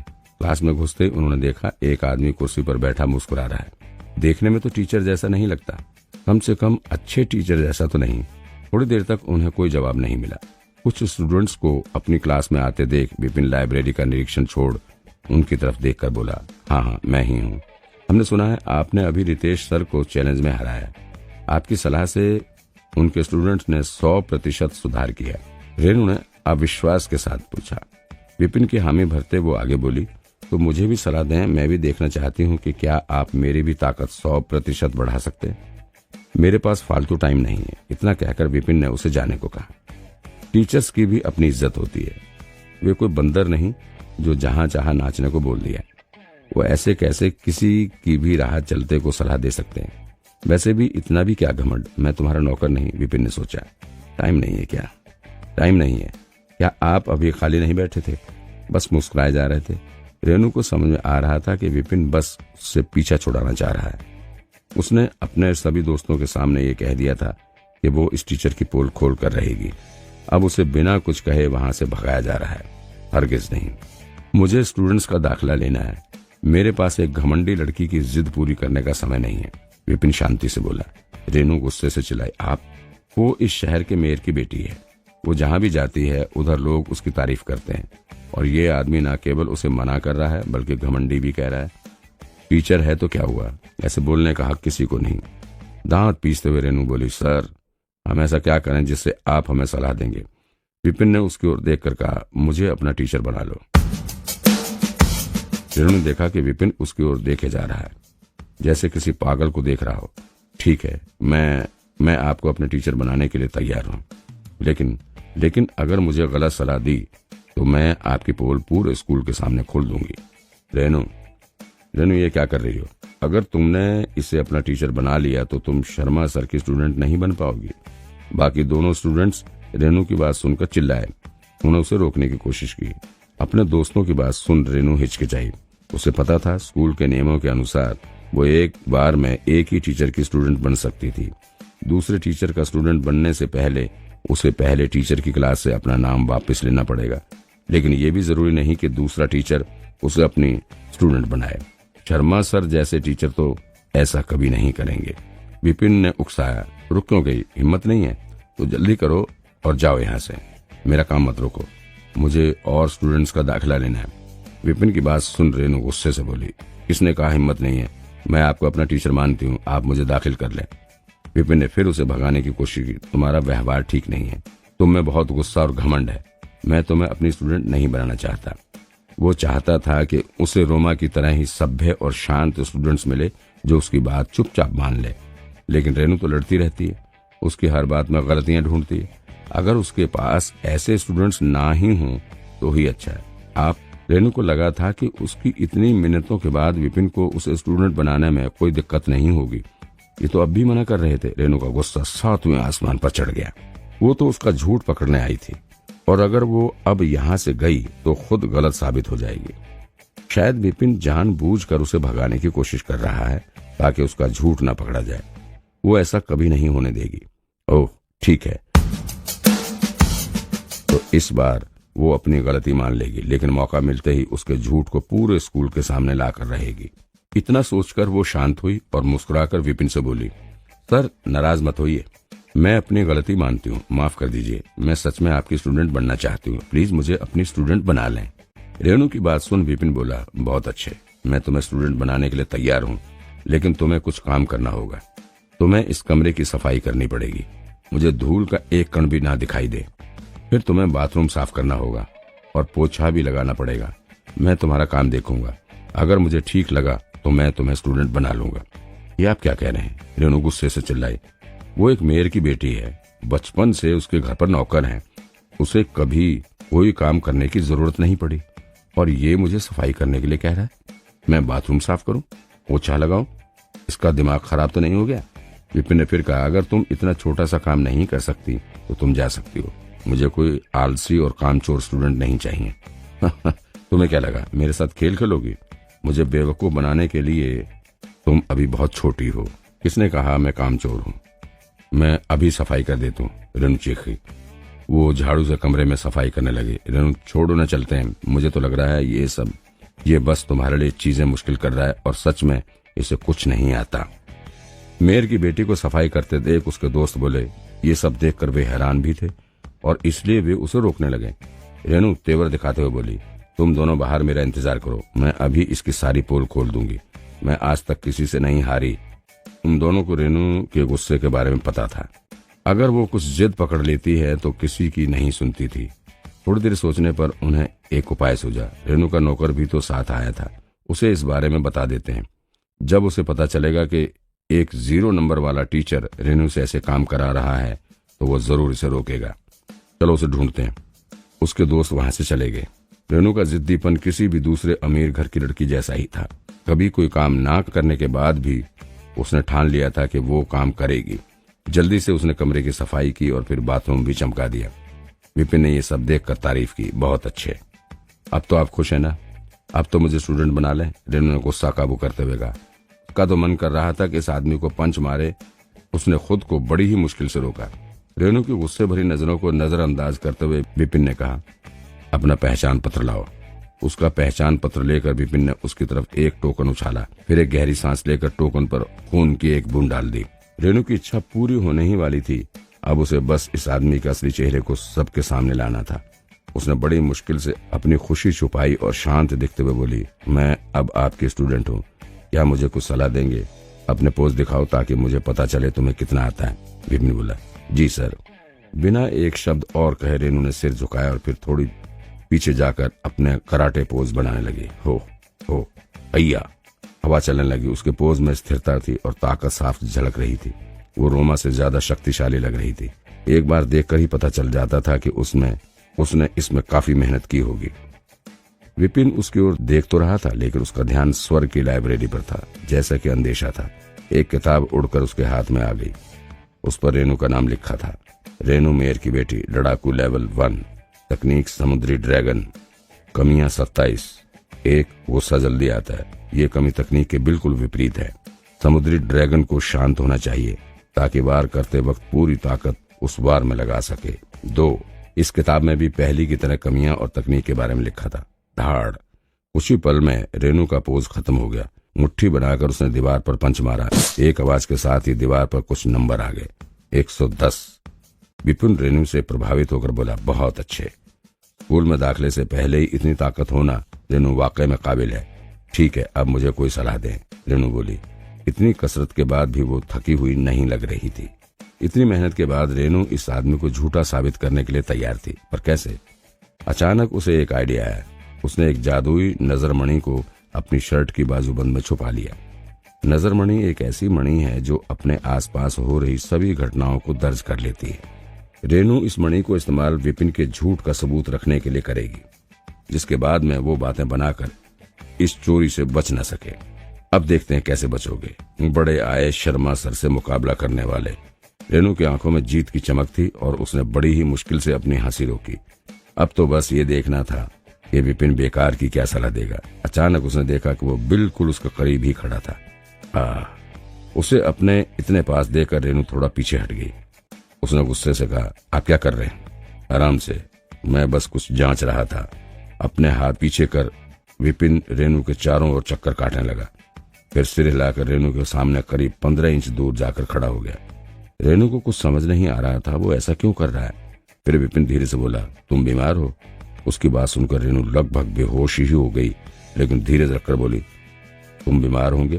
तुम्हारा पूरा खानदान बीमार होगा? ये आदमी पागल तो नहीं है? ये आदमी तो उसे भी पागल कर देगा। मैंने अभी इसे पोज करके दिखाए, शक्तिशाली पोज, और सलाह देने के बजाय ये मुझे बीमार कह रहा है। तुम मुझे भला बुरा क्यों बोल रही हो? विपिन हैरानी से बोला। फिर उसे समझ आया कि उसकी बात को रेनू दूसरे नजरिए से देख रही है। फिर वो हंसते हुए बोला, मैं तो बस इतना कह रहा हूँ कि तुम्हारा शरीर बीमार है, मैं तुम्हारा मजाक नहीं उड़ा रहा हूँ। रेनू ने कड़क आवाज में कहा, मैं बीमार नहीं हूँ, मुझे तो लग रहा है तुम बीमार हो, तुम्हारा दिमाग खराब हो गया है। उसमें एक शेर की जैसी ताकत है, उसका एक पंच 100 किलो से ज्यादा है, तो पूरा विश्वास है कि वो बीमार नहीं है। मेरी बात पहले पूरी सुनो। क्या कभी कभी तुम्हारी छाती में पसलियों के पीछे दर्द नहीं होता? खासकर पूर्णिमा की रात को, जब हल्की हवा चल रही हो, तुम्हारे शरीर पर लाल रंग की एक झलक आ जाती है। फिर विपिन थोड़ा हिचकिचाया, जैसे आगे बोलने में उसे तकलीफ हो रही हो, लेकिन फिर से बोला, तब तुम कितनी भी कसरत कर लो लेकिन फिर भी बेचैनी रहती है। आपको कैसे पता? रेनू ने उसकी सलाह को गलत कहने का मन बना ही लिया था, लेकिन विपिन की बात सुन वो कुछ ना कह सकी।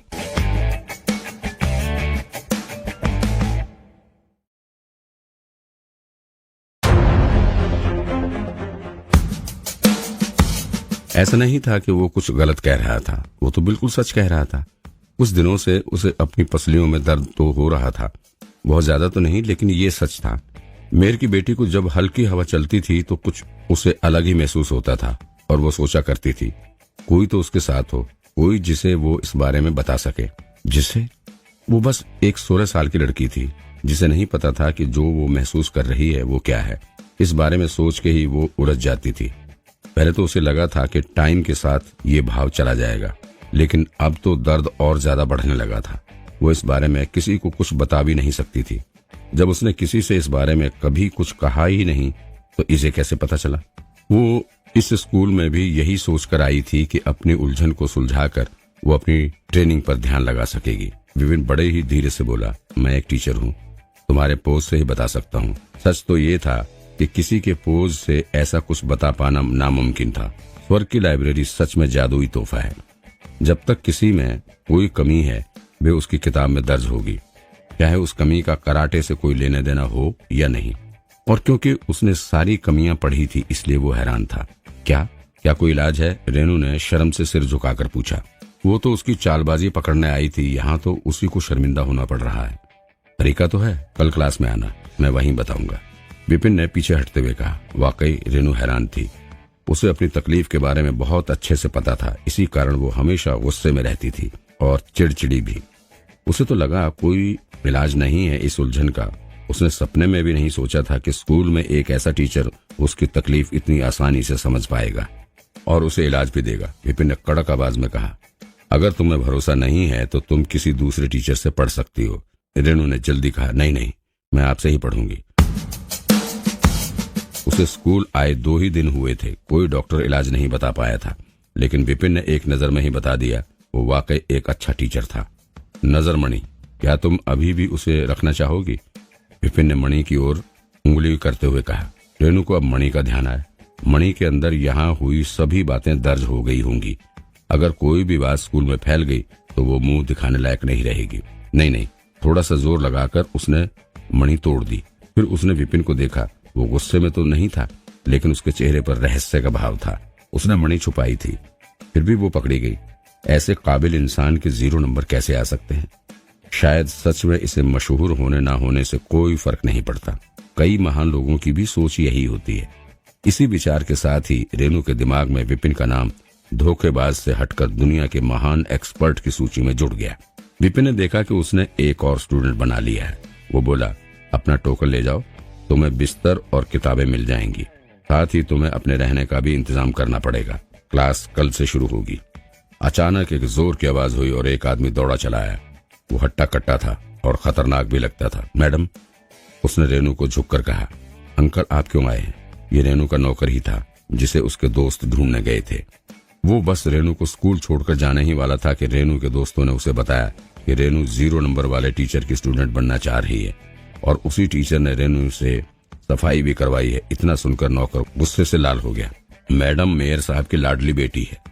घर पर किसी की इतनी हिम्मत नहीं कि मैडम को कोई हुक्म दे, और इसने उसे सफाई करने के लिए कहा। बाथरूम की सफाई। इस आदमी की इतनी जुर्रत।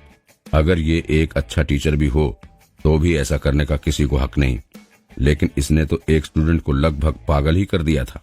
मैडम इसकी स्टूडेंट कैसे बन सकती है? विपिन की ओर देखकर भी वो रेनू से बोला, मैडम क्या आप? रेनू बोली, मैं इन्हें अपना टीचर मान चुकी हूँ। इतना सुनते ही वो विपिन की कॉलर पकड़कर बोला, मैडम का नाम वापस लो अभी, और फिर उनसे माफी मांगो, नहीं तो मैं पूरे स्कूल में सबको बता दूंगा तुमने एक छोटी लड़की पर जादू किया है। जादू कर दिया? तुम कुछ ज्यादा ही बढ़ा चढ़ाकर तो नहीं बोल रहे? विपिन ने जवाब दिया। औरों ने सुन लिया तो पता नहीं क्या मतलब निकालेंगे।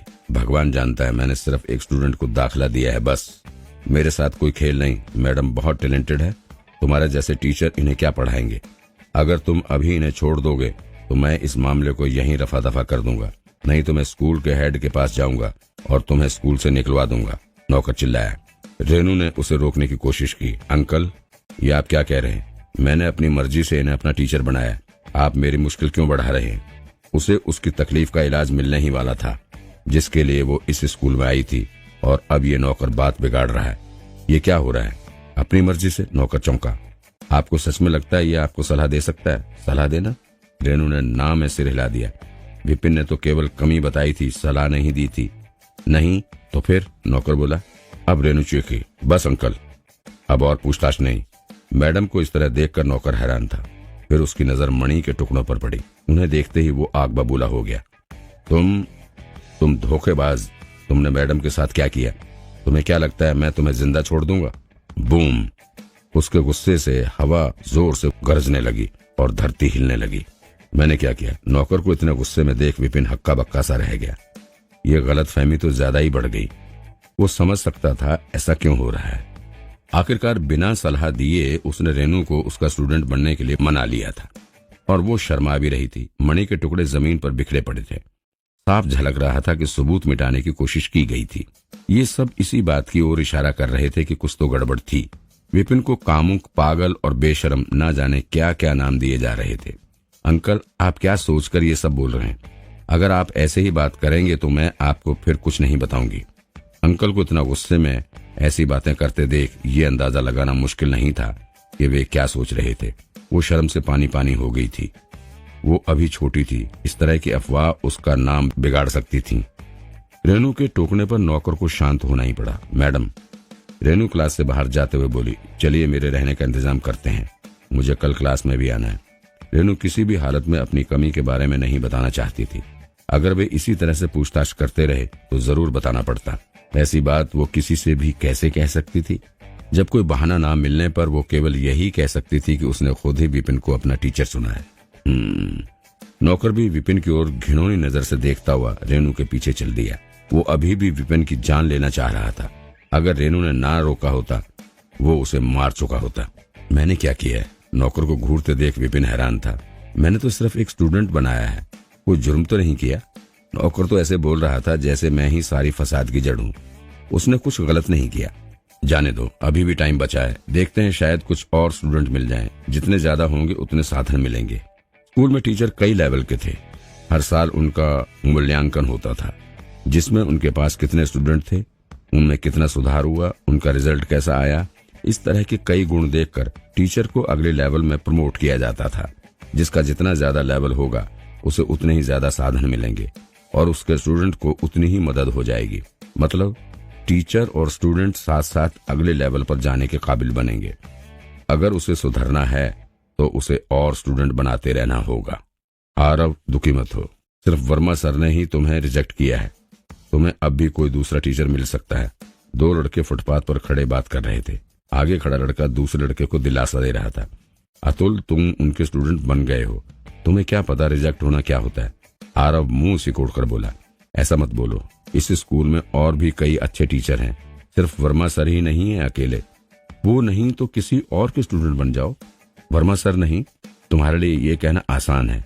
हम बचपन से ही भाला चलाना सीख रहे हैं, अब तो ये हमारे शरीर का एक हिस्सा बन गया है। इसे छोड़कर हम कोई नई तकनीक नहीं सीख सकते। इस स्कूल में भाला एक्सपर्ट वर्मा सर ही हैं। तुम्हें तो उन्होंने स्टूडेंट बना लिया और मुझे रिजेक्ट कर दिया, मैं कैसे दुखी न हूं। आरव उदासी से बोला। वो तो अतुल को कुछ समझ नहीं आ रहा था कि वो क्या कहे। स्कूल में टीचरों की अलग अलग एक्सपर्ट तकनीक थी। कोई पोज में माहिर था तो कोई तलवार में। वर्मा सर भाले में एक्सपर्ट थे। वे स्कूल के बेहतरीन टीचरों में से थे। दोनों ने एंट्रेंस उन्हीं का स्टूडेंट बनने की इच्छा से दिया था, लेकिन एक पास हो गया तो दूसरा फेल। फेल होने वाले का दुखी होना स्वाभाविक था। वो देखो, वहाँ एक क्लास है, चलो चलकर देखते हैं। एक क्लास देखकर अतुल ने आरव की उदासी दूर करने के लिए कहा। आरव ने मना करते हुए कहा, मुझे नहीं जाना, चलो एक बार देख तो लो, क्या पता ये टीचर भी भाले चलाना जानता हो। अतुल ने समझाया, वैसे भी देखकर आने में तो कोई हर्ज नहीं है। आरव नहीं जाना चाहता था, लेकिन फिर भी अपने दोस्त की बात मानते हुए उसके पीछे चल दिया। चलो। उस क्लास में विपिन ही बैठा था। वो और स्टूडेंट्स को ढूंढने बाहर जाने ही वाला था कि उसने दो लड़कों को अंदर आते देखा। अतुल बोला, नमस्ते सर। विपिन चौंक कर बोला, क्या तुम टीचर से मिलने आए हो?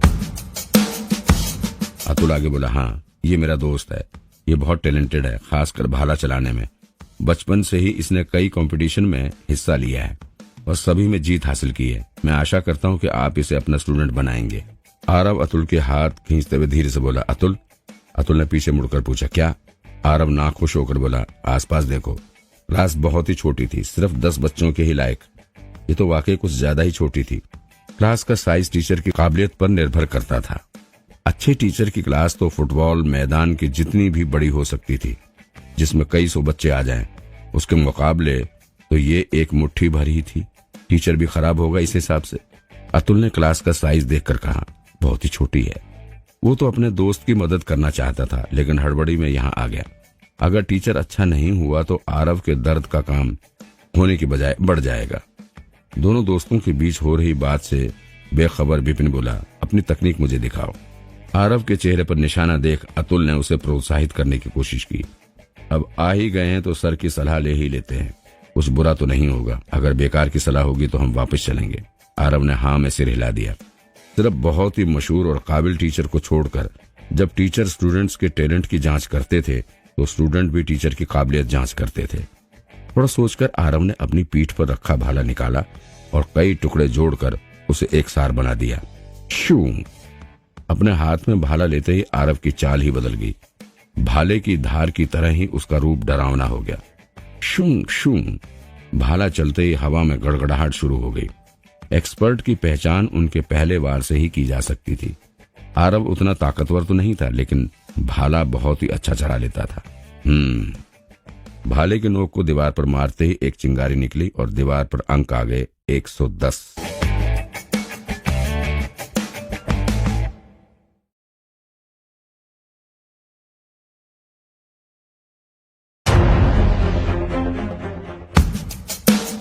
सौ से ज्यादा सिर्फ एक नमूना देखकर ही कहा जा सकता था।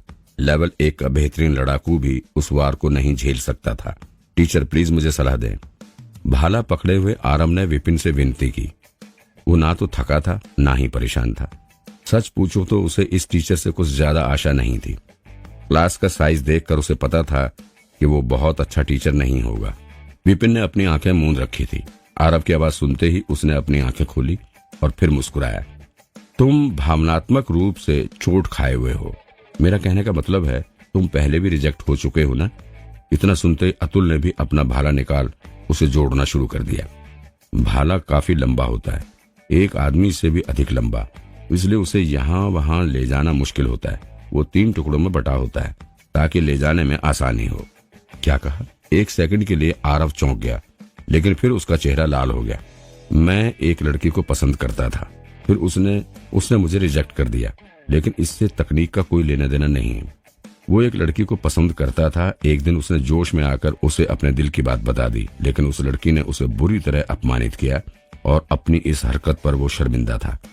लेकिन उसने ये बात किसी को नहीं बताई, अतुल को भी नहीं। इस टीचर को इस बारे में कैसे पता लगा? आरव की बात सुन अतुल हैरानी से पूछने लगा, क्या ये सच है? तुमने मुझे क्यों नहीं बताया कि तुम किसी से अपमानित हुए हो? किससे? आरव बात को बढ़ावा ना देते हुए बोला, मैं तुम्हें बाद में बताऊंगा।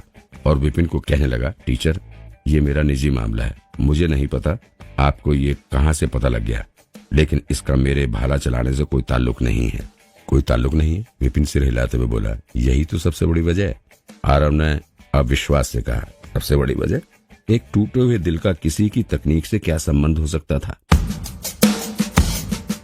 तुम्हारी तकनीक ठोस और शक्तिशाली है, बिल्कुल तुम्हारे व्यक्तित्व की तरह। तुम बिना ज्यादा सोचे सीधा आगे बढ़ जाते हो, ये एक अच्छी बात है। योद्धाओं को ऐसा ही होना चाहिए, छोटी मोटी चीजों की चिंता किए बिना आगे बढ़ते रहना चाहिए, विपिन ने समझाया। लेकिन ये दुख की बात है कि जो रिजेक्शन तुमने सहा उसके बाद तुम डरने लगे हो। तुम रिजेक्शन से डरते हो, तुम शर्मिंदा होने से डरते हो, तुम्हारे अंदर हिचक है और ये तुम्हारी तकनीक में भी दिखता है। उस हिचक के कारण तुम्हारी वार करने की ताकत कम हो जाती है। आपको ये सब मेरे भाले से ही पता चल गया? आप बता सकते हैं कि मेरा दिल टूटा था? आप मेरे व्यक्तित्व के बारे में बता सकते हैं? आरव हैरान था। विपिन गलत नहीं कह रहा था, उसने जो भी कहा वो सटीक था। वो सीधे चलने और बोलने वालों में से था, बिना हिचके आगे बढ़ जाना उसका स्वभाव था। लेकिन उस रिजेक्शन के बाद वो डरने लगा था, चिंता करने लगा था। उसके भाले से उसके बारे में इतना बता सकने वाले की नजर कितनी पारखी होगी। इतना काबिल टीचर स्कूल में कब आया? स्कूल के बेस्ट भाला टीचर से उसने स्टूडेंट बनाने की विनती की थी। उन्होंने ये कहकर उसे मना कर दिया कि अभी उसे भाला चलाना नहीं आता।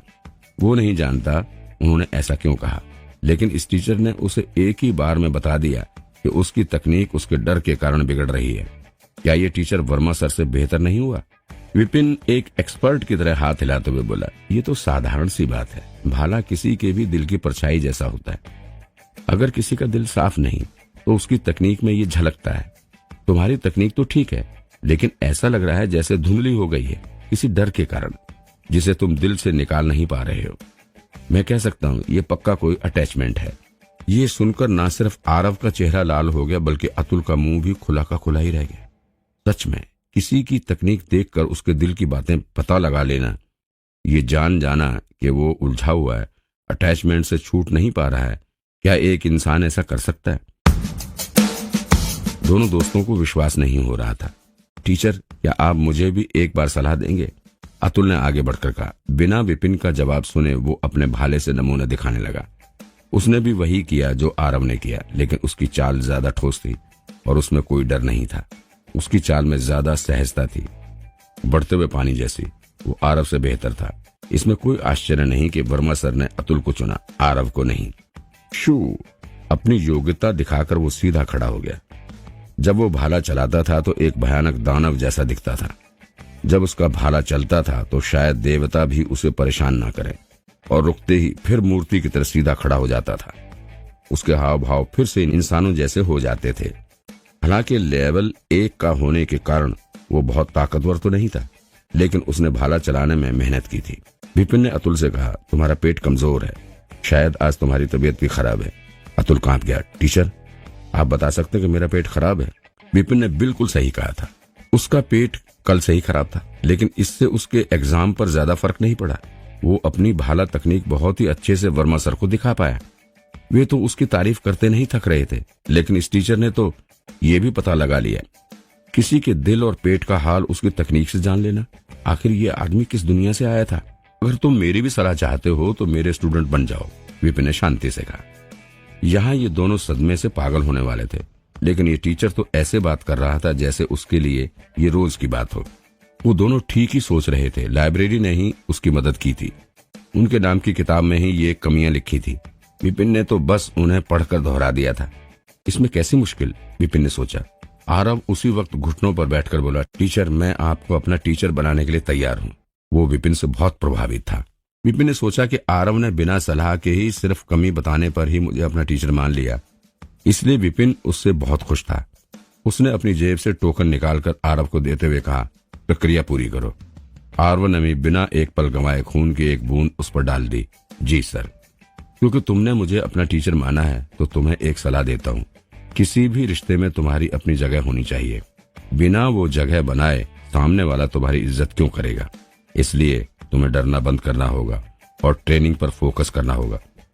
तुम्हें सामने वाले को यह दिखाना होगा कि तुम्हें रिजेक्ट कर उसने कितनी बड़ी गलती की है। अपनी ताकत से यह साबित करो कि इतना कहते विपिन को एक किताब में लिखी एक बात याद आ गई और वो मुस्कुराकर बोला, नदी अपना रास्ता बदलती रहती है, इसलिए किसी की कमी का मजाक मत उड़ाओ, किसी की कमी का मजाक मत बनाओ। इतना सुनते आरव के मन में जैसे आग लग गई थी। वो कुछ करके दिखाने की ठान चुका था। उसका दर्द ही अब उसकी ताकत बनेगा।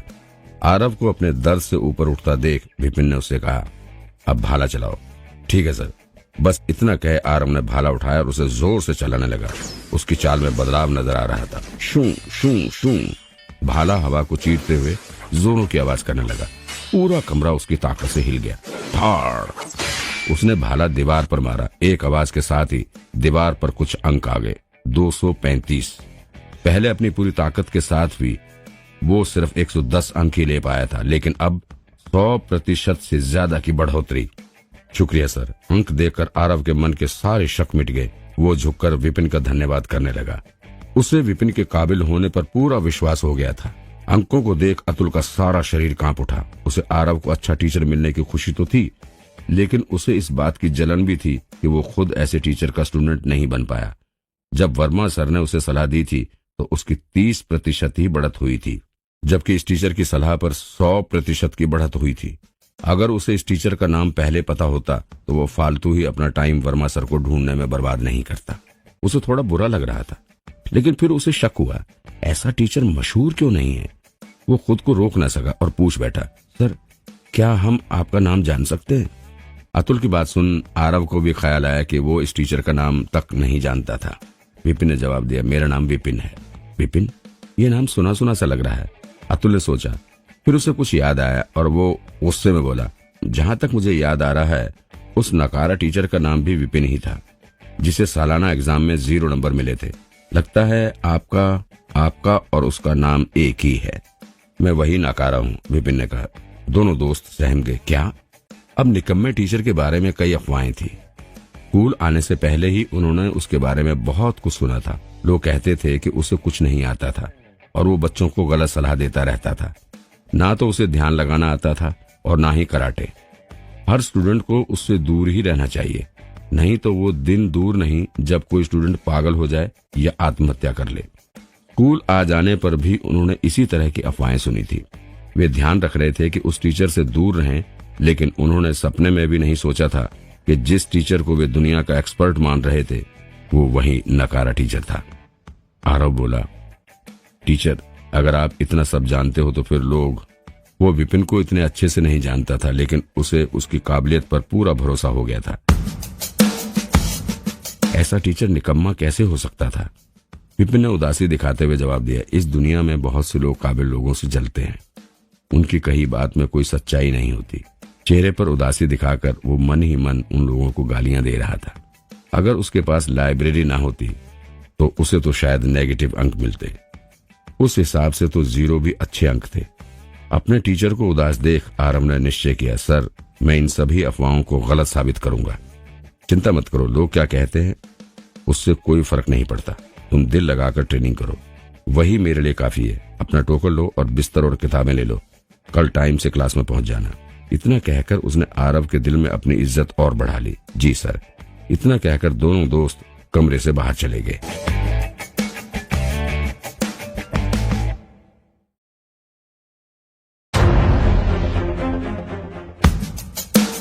चार स्टूडेंट्स उनके जाते विपिन खुशी से उछल पड़ा। उसे तो लगा था कि पहले की तरह आज भी विपिन कोई स्टूडेंट नहीं बना पाएगा, लेकिन यहाँ तो 4-4। फिर उसका ध्यान उसके खाली जेब पर पड़ा। एक भी टोकन नहीं बचा था। बिना टोकन के वो और दाखिले नहीं ले पाएगा। मैं कुछ और टोकन ले आता हूँ। टीचरों को टोकन स्कूल से ही मिलते थे। उसके कुख्यात होने की वजह से उसे 4 ही टोकन मिले थे। उन्होंने यही सोचा था कि विपिन 4 भी इस्तेमाल नहीं कर पाएगा। अगर उसके पास टोकन नहीं होंगे तो और स्टूडेंट चाहकर भी उसे अपना टीचर नहीं बना पाएंगे। टोकन के अंदर टीचर की जानकारी होती थी। टोकन मिलने पर स्टूडेंट अपने खून की एक बूंद उस टोकन पर गिराकर उस टीचर का स्टूडेंट बन सकता था। दूसरी ओर अगर वे अपना नाम वापस लेना चाहते थे तो टीचर के खून की एक बूंद टोकन पर पड़ते ही स्टूडेंट की जानकारी उस टोकन पर से मिट सकती थी। इतना सोच वो क्लास से बाहर निकला। सूरज चमक रहा था और गर्मी की वजह से पसीना भी आ रहा था। नए और पुराने सारे स्टूडेंट्स फुटपाथ पर इधर उधर टहल रहे थे, लेकिन सभी के चेहरे पर उत्सुकता और खुशी थी। फुटपाथ के आखिर में एक बिल्डिंग थी जिस पर प्रबंधन लिखा था। टोकन इसी बिल्डिंग से लिए जा सकते थे। ये देखो कौन आया है, हमारे स्कूल के सबसे मशहूर टीचर। स्टूडेंट्स का दाखिला लेना छोड़ तुम यहाँ क्या कर रहे हो? ओह, मैं बताता हूँ, शायद तुम एक भी टोकन का इस्तेमाल नहीं कर पाए और इसलिए उन्हें लौटाने आए हो। विपिन के अंदर घुसते ही किसी ने ताना मारा। विपिन ने सर उठाकर देखा तो पाया सामने एक मोटा आदमी हंस रहा था। वो कम से कम 300-400 किलो का तो होगा। उसे उस आदमी का नाम याद आया, साहिल। साहिल प्रबंधन कमेटी का टीचर था। वो एक नीच इंसान था जो दूसरों का श्रेय खुद ले जाता था और अपनी गलतियां दूसरों के सिर पर डाल देता था। और क्योंकि विपिन स्कूल के सबसे छोटे टीचरों में से एक था तो वो कई बार उसका शिकार बन चुका था। वो ना तो विपिन की इज्जत करता था, ना ही उससे ढंग से बात करता था। जहां मिले वही ताने मारने लग जाता था। उसने ही विपिन को टोकन देते टाइम ताना मारा था कि विपिन तो इनका भी इस्तेमाल नहीं कर पाएगा। नए विपिन की उसमें कोई लड़ाई नहीं थी, इसलिए वो शांति से बोला, मेरे टोकन खत्म हो गए, मुझे और टोकन चाहिए। खत्म हो गए? साहिल जोर से हंसा। तब सुनो, यहाँ देखो, स्कूल का सबसे निकम्मा टीचर कह रहा है टोकन खत्म हो गए। ये तो आज तक सबसे मजेदार जोक है। मुझे तो लगा तुमने इसे 4 टोकन दिए थे, सारे खत्म हो गए। अच्छा मजाक है। आखिर ये दूसरे टीचर को भी अभी तक केवल एक ही स्टूडेंट मिला है और ये जिसके 0 अंक आए थे उसे स्टूडेंट मिल गया। ये क्या कह रहे हो? बाहर निकालो इसे यहाँ से। वैसे भी स्टूडेंट ना होने की वजह से कल तो इसे स्कूल से निकाल ही देंगे। साहिल को चीखता देख आसपास के कुछ टीचर बोले, 0 नंबर लेकर भी क्या ये डींग हाँक रहा है? स्टूडेंट तो तुम्हारे नाम से ही भी दूर भाग जाते हैं, तुम्हें अपना टीचर कौन बनाएगा? विपिन उनकी बात सुन हंसा और बोला, ओह, तुम्हें लग रहा है कि मैं डींग हाँक रहा हूँ। ठीक है, क्यों ना हम शर्त लगाएं? शर्त? ठीक है, अगर तुम्हें हारने का इतना ही मन है तो मैं तुम्हारी ये इच्छा भी पूरी किए देता हूँ। बस एक दिक्कत है, तुम बेकार ही नहीं गरीब भी हो। मुझे नहीं लगता कुछ भी दे पाओगे। साहिल, जिसने ये कभी ना सोचा था कि विपिन जैसा टीचर जिंदगी में कभी उसे चैलेंज करेगा, ये सोचकर ही उसे हंसी आ जाती थी। मैं क्या दे सकता हूँ क्या नहीं, इससे तुम्हें क्या मतलब? मैंने शर्त रखी है, क्या दाव पर लगाना है मैं खुद सोच लूंगा। विपिन ने घूरते हुए कहा, ओह, तुम खुद सोच लोगे? तुम्हारी हालत देखकर तो लगता है तुम कोई कबाड़ ही दाव पर लगाओगे।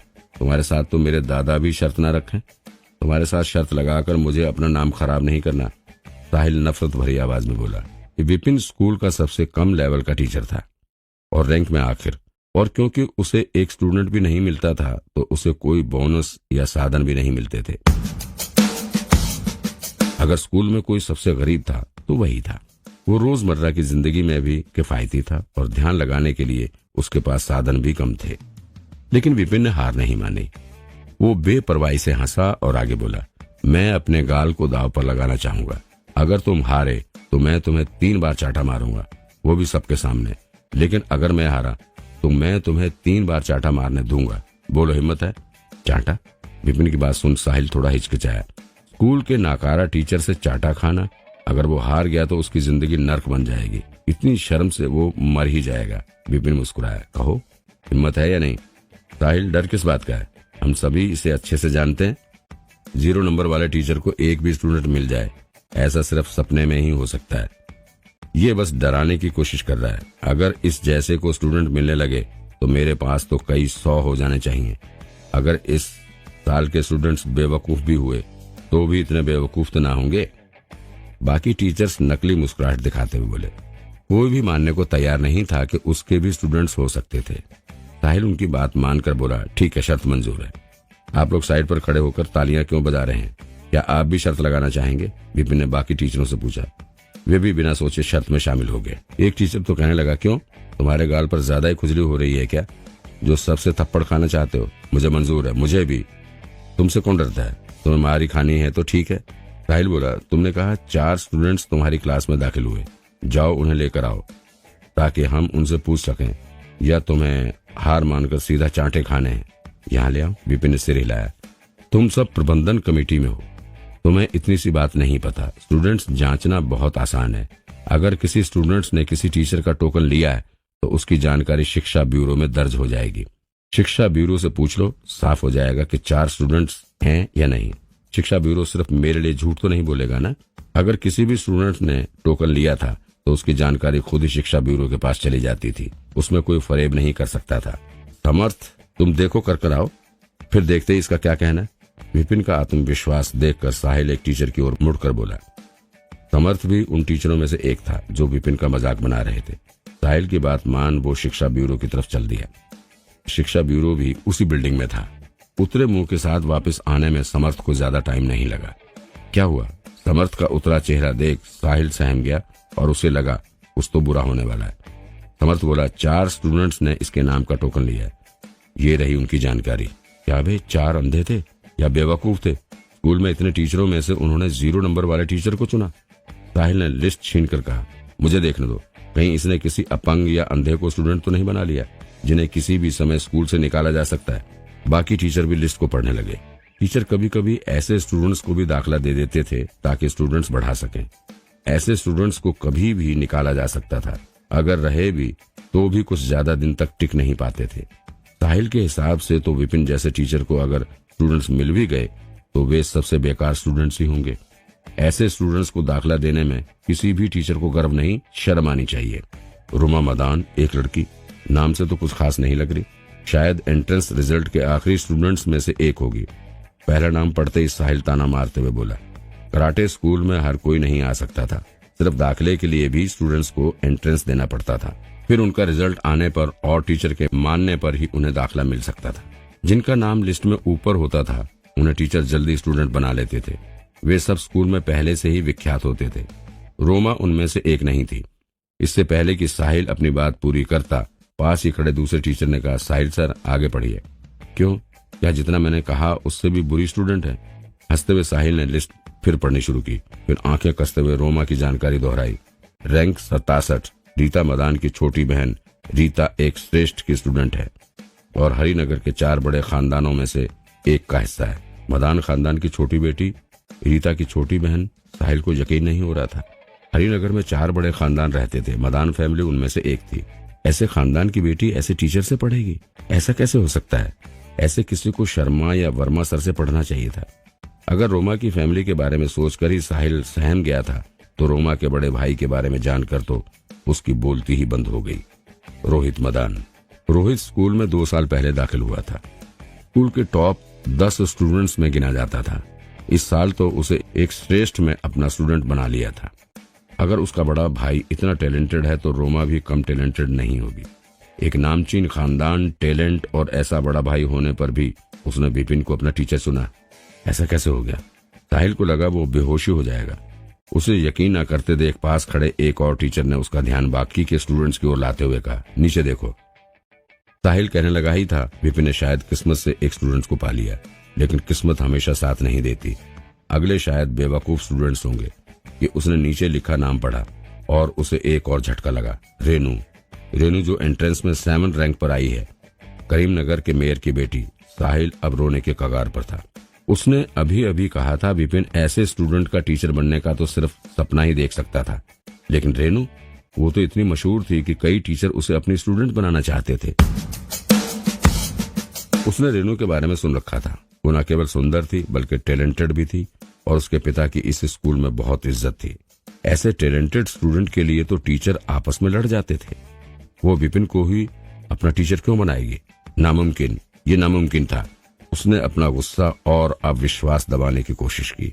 उसने नीचे लिखे नाम भी पढ़े, रोहन और आरव। ये दोनों ज्यादा मशहूर तो नहीं थे, लेकिन इन्होंने भी टॉप 100 की रैंक ली थी। खासकर आरव, सुना था वो भाला चलाने में बहुत अच्छा था। एंट्रेंस की कुछ पाबंदी के कारण वो अपनी पूरी ताकत नहीं लगा पाया था, इसलिए उसकी रैंक थोड़ी कम आई थी। लेकिन अगर उसे उसका भाला चलाने की इजाजत मिल जाती तो शायद उसकी रैंक टॉप 20 में होती। बार बार उन नामों को देख साहिल और बाकी के टीचर पागल हुए जा रहे थे। कुछ तो गड़बड़ थी। अचानक साहिल गुस्से से चिल्लाया, तुमने धोखे से उन्हें अपना स्टूडेंट बनाया होगा। अगर उन्होंने तुम्हें अपना टीचर बना भी लिया तो भी वे जानते नहीं कि तुम कौन हो। जैसे ही उन्हें पता लगेगा तो वो तुम्हारी क्लास से अपना नाम वापस ले लेंगे। 0 नंबर लेने वाले टीचर के पास ऐसे स्टूडेंट्स को पढ़ाने की काबिलियत नहीं हो सकती। उसने कुछ तो धोखाधड़ी की थी। जब उसके धोखे के बारे में उन्हें पता लगेगा तो वे जरूर अपना नाम वापस ले लेंगे। अगर उसे अभी 4 स्टूडेंट मिल भी गए तो भी ये ज्यादा दिन टिकेंगे नहीं, वे टिक ही नहीं सकते। विपिन को उनके यकीन करने या गुस्सा करने से कोई फर्क नहीं पड़ता था। ये तुम्हारी दिक्कत नहीं कि वे नाम वापस लेते हैं या नहीं, शर्त इस बात की थी कि मेरे पास स्टूडेंट है या नहीं। अब जब तुमने जांच कर ली है तो शर्त पूरी करें। साहिल, समर्थ और बाकी के 2 टीचरों का मुंह ऐसे लटक गया मानो किसी की मौत की खबर सुन ली हो। शर्त सिर्फ स्टूडेंट्स होने या ना होने की थी, इसकी नहीं कि वे टिकेंगे या नहीं। उस हिसाब से वे शर्त हार गए हैं, लेकिन वो कैसे इस नकारा टीचर से थप्पड़ खाएं? कभी नहीं। शर्त अगर हम पूरी ना करें तो, साहिल हंसता हुआ बोला। उसके बाद सुन, बाकी टीचर भी कहने लगे, हाँ अगर हम ना माने तो क्या कर लोगे? मारोगे? मार सकते भी हो।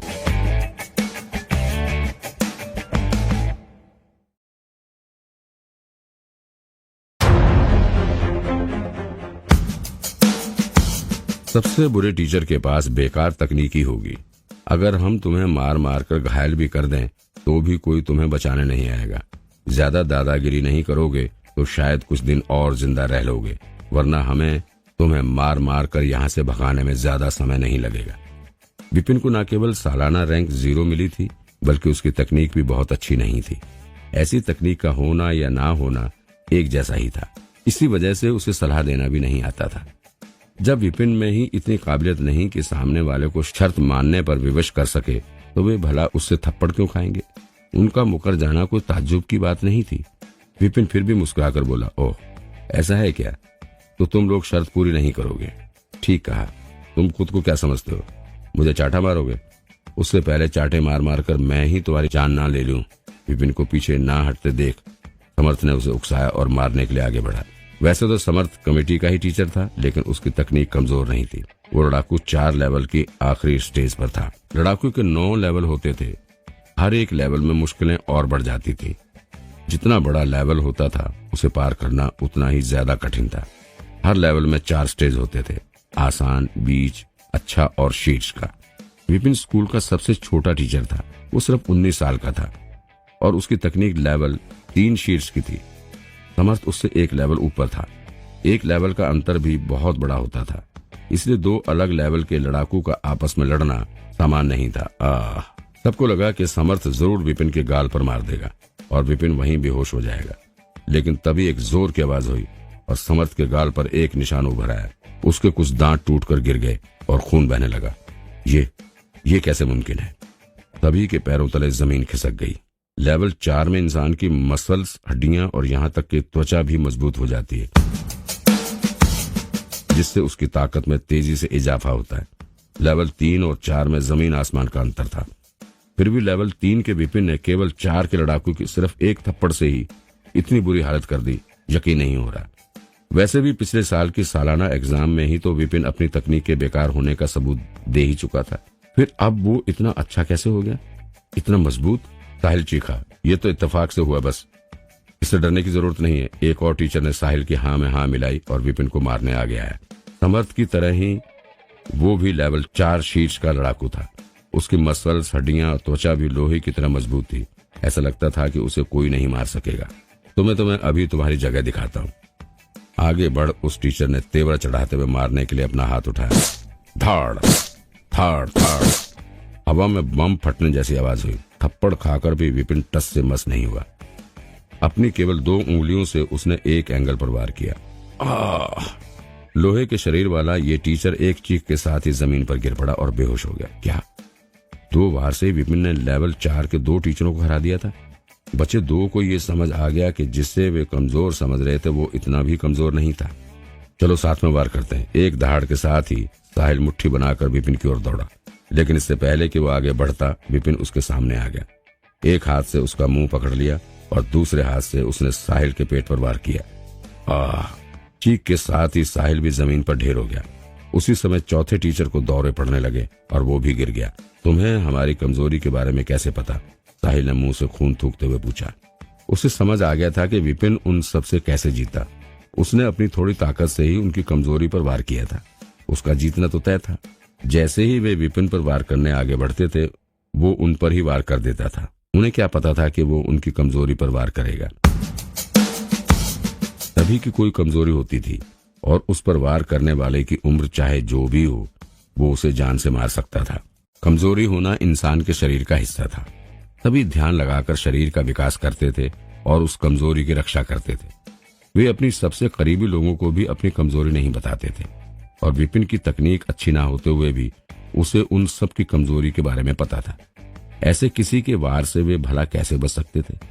साहिल की बातें सुन विपिन मुस्कुराया, लेकिन उसने उसे कोई कारण नहीं बताया। ये सब लाइब्रेरी की वजह से ही हो पाया था। न सिर्फ उसे उनकी कमियों के बारे में पता था, बल्कि उसने उनकी निजी तकलीफ, ध्यान लगाने की मुश्किलें और उनकी कमजोरी के बारे में डिटेल से पढ़ा था। पृथ्वी का ना होकर भी उनकी कमजोरी से वो उनकी ही दुनिया में उन्हें हरा पाया, वो भी इतनी आसानी से। विपिन ठहाके लगाते हुए बोला, जब तुमने शर्त लगाई तभी तुम्हें उसके परिणाम के बारे में सोच लेना चाहिए था। अगर चुप कर शर्त पूरी कर देते तो तुम्हें इतनी परेशानी ना होती। साहिल गुस्से से चिल्लाया, तुम्हें ज्यादा उड़ने की जरूरत नहीं है। मुझे नहीं पता तुमने किस तरह का फरेब कर हम सबकी कमजोरी के बारे में जान लिया, लेकिन सबसे कम लेवल का टीचर होकर भी तुमने पब्लिक में बाकी टीचरों पर वार किया। इसलिए मैं तुम्हारी कंप्लेंट स्कूल हेड से करूंगा और तुम्हें टीचर का पद छोड़ना पड़ेगा। स्कूल में टीचरों के पद का अंतर बहुत साफ था। कोई छोटे लेवल का टीचर बड़े लेवल के टीचर पर वार नहीं कर सकता था। विपिन उम्र में भी छोटा था और स्कूल का सबसे कम काबिल टीचर भी था।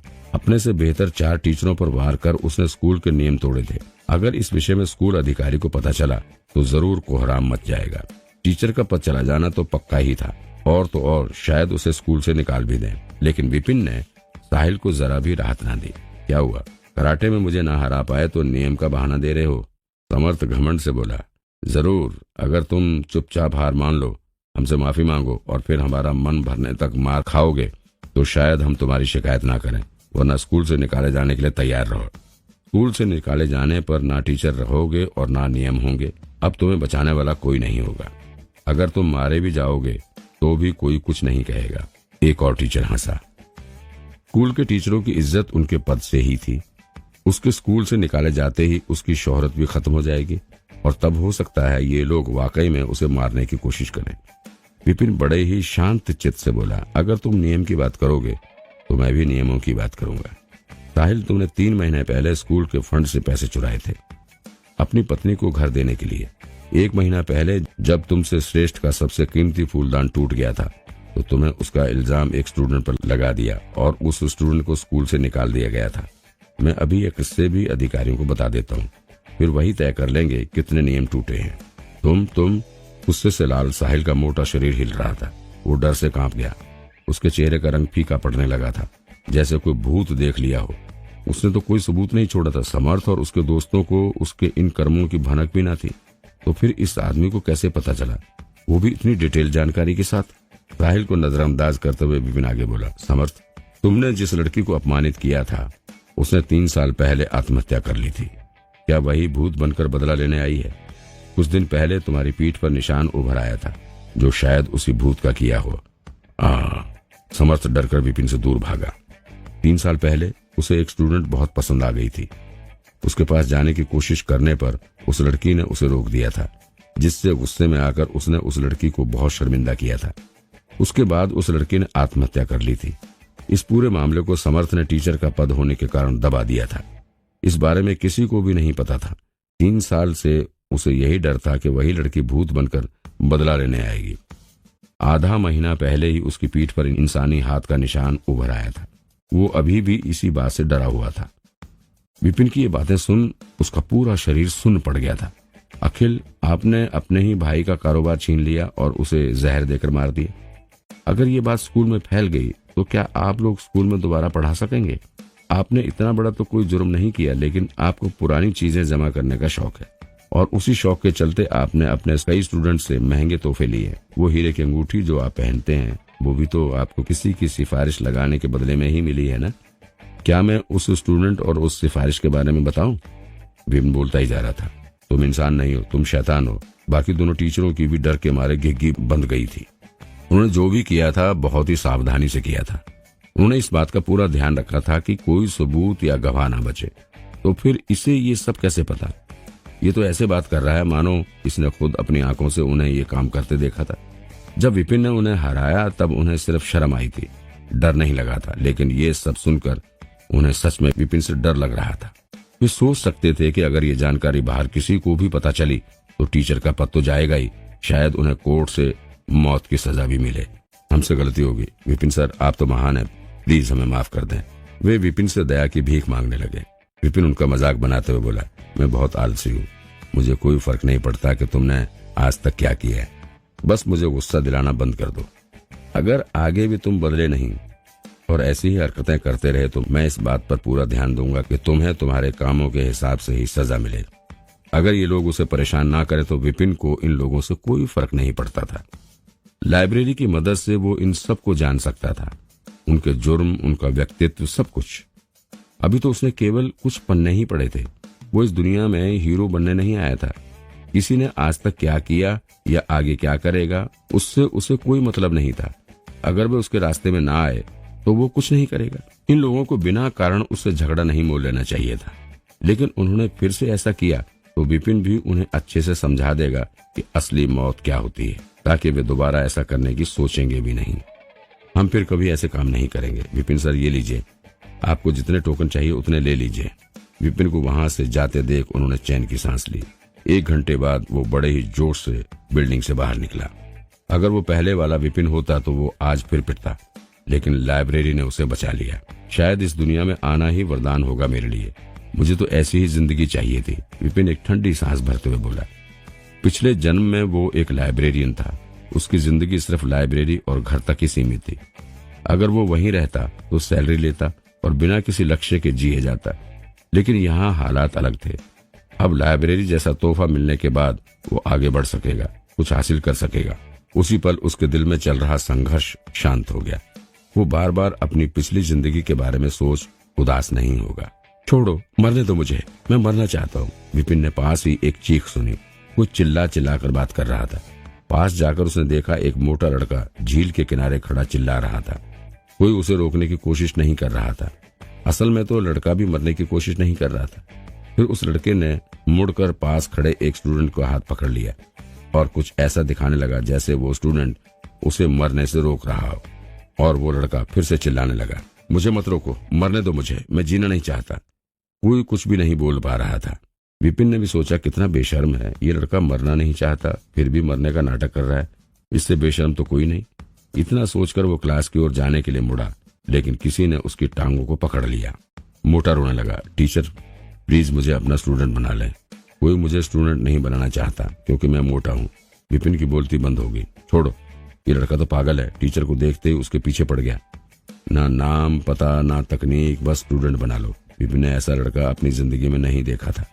मोटे लड़के के नाक और आंखों से पानी बह रहा था। टीचर, आप मुझे स्टूडेंट बना लें तभी मैं आपको छोड़ूंगा। मैं 10 से ज्यादा टीचरों के पास जा चुका हूँ, कोई मुझे स्टूडेंट नहीं बनाना चाहता। आप प्लीज मुझे स्टूडेंट बना लें। इतना मोटा स्टूडेंट ना तेज भाग सकेगा ना ही कुछ और कर सकेगा। इसकी धीमी चाल से ही दूसरे स्टूडेंट उसे आसानी से हरा देंगे। स्टूडेंट के बुरे रिजल्ट से टीचर पर भी असर पड़ता था। कोई भी अच्छा टीचर ऐसे स्टूडेंट को अपनी क्लास में क्यों लेगा? विपिन फिर भी बोला, अच्छा ठीक है, कम से कम अपनी तकनीक तो दिखाओ। मेरी टांगे पकड़कर तुम्हें क्या मिल जाएगा? उसके पास लाइब्रेरी है तो वो ठीक से जांच पाएगा। अगर इस लड़के में टैलेंट नहीं होगा तो वो उसे अपना स्टूडेंट नहीं बनाएगा। टीचर, आपको मुझे अपना स्टूडेंट बनाना ही होगा, मुझ में टैलेंट तो है, लड़के ने टांगे छोड़ते हुए कहा। विपिन उसे झटकते हुए बोला, कुछ कहने की जरूरत नहीं, अभी पता चल जाएगा कि तुम काबिल हो या नहीं। ये क्या था? अगर कोई लड़की होती तो अलग बात है, लेकिन जब एक लड़का टांगे पकड़ रहा है, विपिन सोच के ही सिहर जाता था। लड़के को बुरा नहीं लगा। ठीक है सर। वो खड़ा हुआ और आसपास थोड़ी दूर पड़े कुछ बड़े पत्थर उठा लाया।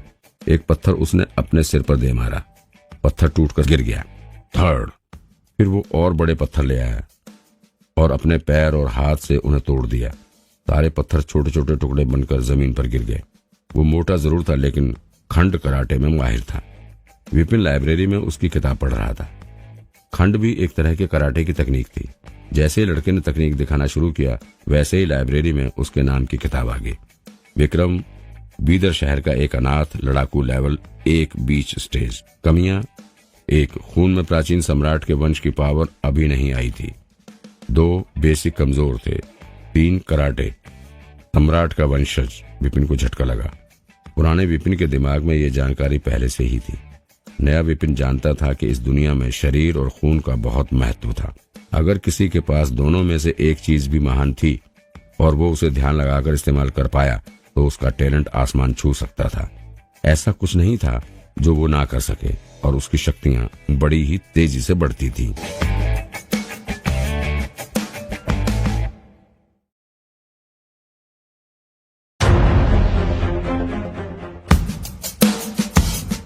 शरीर कई तरह के होते थे, जैसे स्वर्णिम, बेदाग, आत्मीय, मगजी। कई तरह के वंश थे, प्राचीन, आधुनिक, वारिसी। अगर कोई ऐसा स्टूडेंट मिल जाए तो सभी टीचर उसे अपना स्टूडेंट बनाने के लिए लड़ जाते थे। सम्राट वंश, जो कि मोटे लड़के का वंश था, वो प्राचीन वंशों में से एक था। ऐसा कहा जाता था कि इस वंश का कोई अगर अपने टैलेंट के चरम पर हो तो उसके शरीर को दुनिया में किसी भी चीज से भेदा नहीं जा सकता था। रक्षा करने वाले वंशों में सम्राट सबसे शक्तिशाली वंश था। ये मोटा बेशर्म लड़का उसका वंशज है। विपिन की आंखों में चमक आ गई। उसकी तकनीक साधारण थी, इसका मतलब उसकी पावर अभी उसे मिली नहीं थी। देखकर तो लगता है इसे भी अपने वंश के बारे में पता नहीं है। पावर ना मिलने के कारण ही बाकी टीचर उसके वंश को पहचान नहीं पाए थे। उसे खुद भी इस बारे में कुछ पता नहीं था और बिना पावर के वो बाकी बच्चों जैसा ही दिखता था। लेकिन उसे पता नहीं तो क्या हुआ, आखिर खून में ही टैलेंट है उसके खून में ही रक्षा करना था। इसलिए अपने वंश के बारे में ना जानते हुए भी उसने खंड कराटे ही चुना। मुझे इसे अपना स्टूडेंट बनाना ही चाहिए, विपिन ने सोच लिया था। इस स्कूल में कई दशकों से ऐसा कोई नहीं आया था।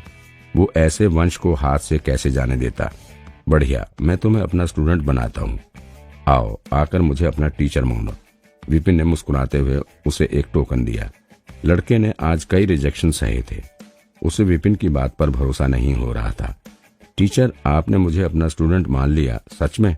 उसने बिना एक पल गंवाए अपनी उंगली पर कट लगा खून की एक बूंद टोकन पर गिरा दी। लगता है टीचर भी अपने स्टैंडर्ड के हिसाब से ही स्टूडेंट्स चुनते हैं। अगर टीचर ही कचरा हो तो उसका स्टूडेंट भी कचरा ही होगा। कहीं से एक आवाज आई। मुड़कर देखा तो एक आदमी बड़ी ही शान से उसकी ओर चला आ रहा था। उसके साथ ही एक औरत भी थी। वो बहुत सुंदर थी। उसके काले घने बाल उसकी कमर जितने लंबे थे। उसका रंग गोरा था और उसकी आंखें किसी को भी आकर्षित कर सकती थीं। अभी, प्रशा, उन दोनों को देखते ही विपिन को उनके नाम याद आ गए। पूरे स्कूल में शायद ऐसा कोई ना हो जो प्रशा को ना जानता हो। वो कोई नामचीन घराने से तो नहीं थी, लेकिन वो स्कूल में सबसे सुंदर थी। न केवल वो सुंदर थी बल्कि बहुत अच्छी टीचर भी थी। स्कूल में आए उसे 1 साल ही हुआ था और वो इतने कम समय में काफी मशहूर हो गई थी। सभ्य, शांत, सुंदर और शातिर होने के कारण कई टीचर उसके आगे पीछे घूमते थे। सभी उसे पसंद करते थे। विपिन भी उनमें से एक था। लेकिन पुराने विपिन में कई कमियां थी। वो ना तो ध्यान लगा पाता था, ना टैलेंट को विकसित कर पाता था और सालाना एग्जाम का तो पूछो ही मत। सालाना एग्जाम के बाद से तो उसका आत्मविश्वास और गिर गया था। इसलिए उसने कभी अपने दिल की मलिका प्रशा से बात तक नहीं की थी। उसे डेट करने की तो वो केवल कल्पना ही कर सकता था। उस आदमी का नाम अभी था। वो स्कूल के ही एक श्रेष्ठ का पोता था। वो भी प्रशा को पसंद करता था और अपनी पहुंच से उसने दूसरे लोगों को प्रशा के पास आने से रोक रखा था। न जाने उसे कहां से भनक लग गई थी कि विपिन भी प्रशा को पसंद करता था। इसलिए वो जहां विपिन को देखता वहीं उसकी बेइज्जती करना शुरू कर देता था। कभी कभी तो मार दहाड़ भी करता था। लेकिन प्रशा ने कभी अभी को बढ़ावा नहीं दिया। वो सभी से एक समान बात करती थी, जैसे उसे कोई खास पसंद ही न आया हो। इससे अभी को बड़ा बुरा लगता था। उसका ताना सुन विपिन ने जरा भी बुरा नहीं माना और सहजता से बोला, तुम कचरा किसे कह रहे हो? अभी हंसते हुए बोला, सही का, कचरा भी तुम्हें कचरा बोलेगा। विपिन मुंह सिकोड़ कर बोला, ओह, तो कचरा मुझसे बात कर रहा है। मैं सोचूं ये बदबू कहां से आ रही है। स्कूल के सबसे बेकार टीचर को उसका मजाक मनाते देख अभी गुस्से से लाल हो गया और बोला, तुम? विपिन की बात सुन प्रशा को हंसी आ गई। विपिन की दुनिया में इस तरह उल्टे तरीके से किसी का मजाक उड़ाना तो साधारण सी बात थी। लेकिन इस दुनिया में ये तरीका अपनाना नया था।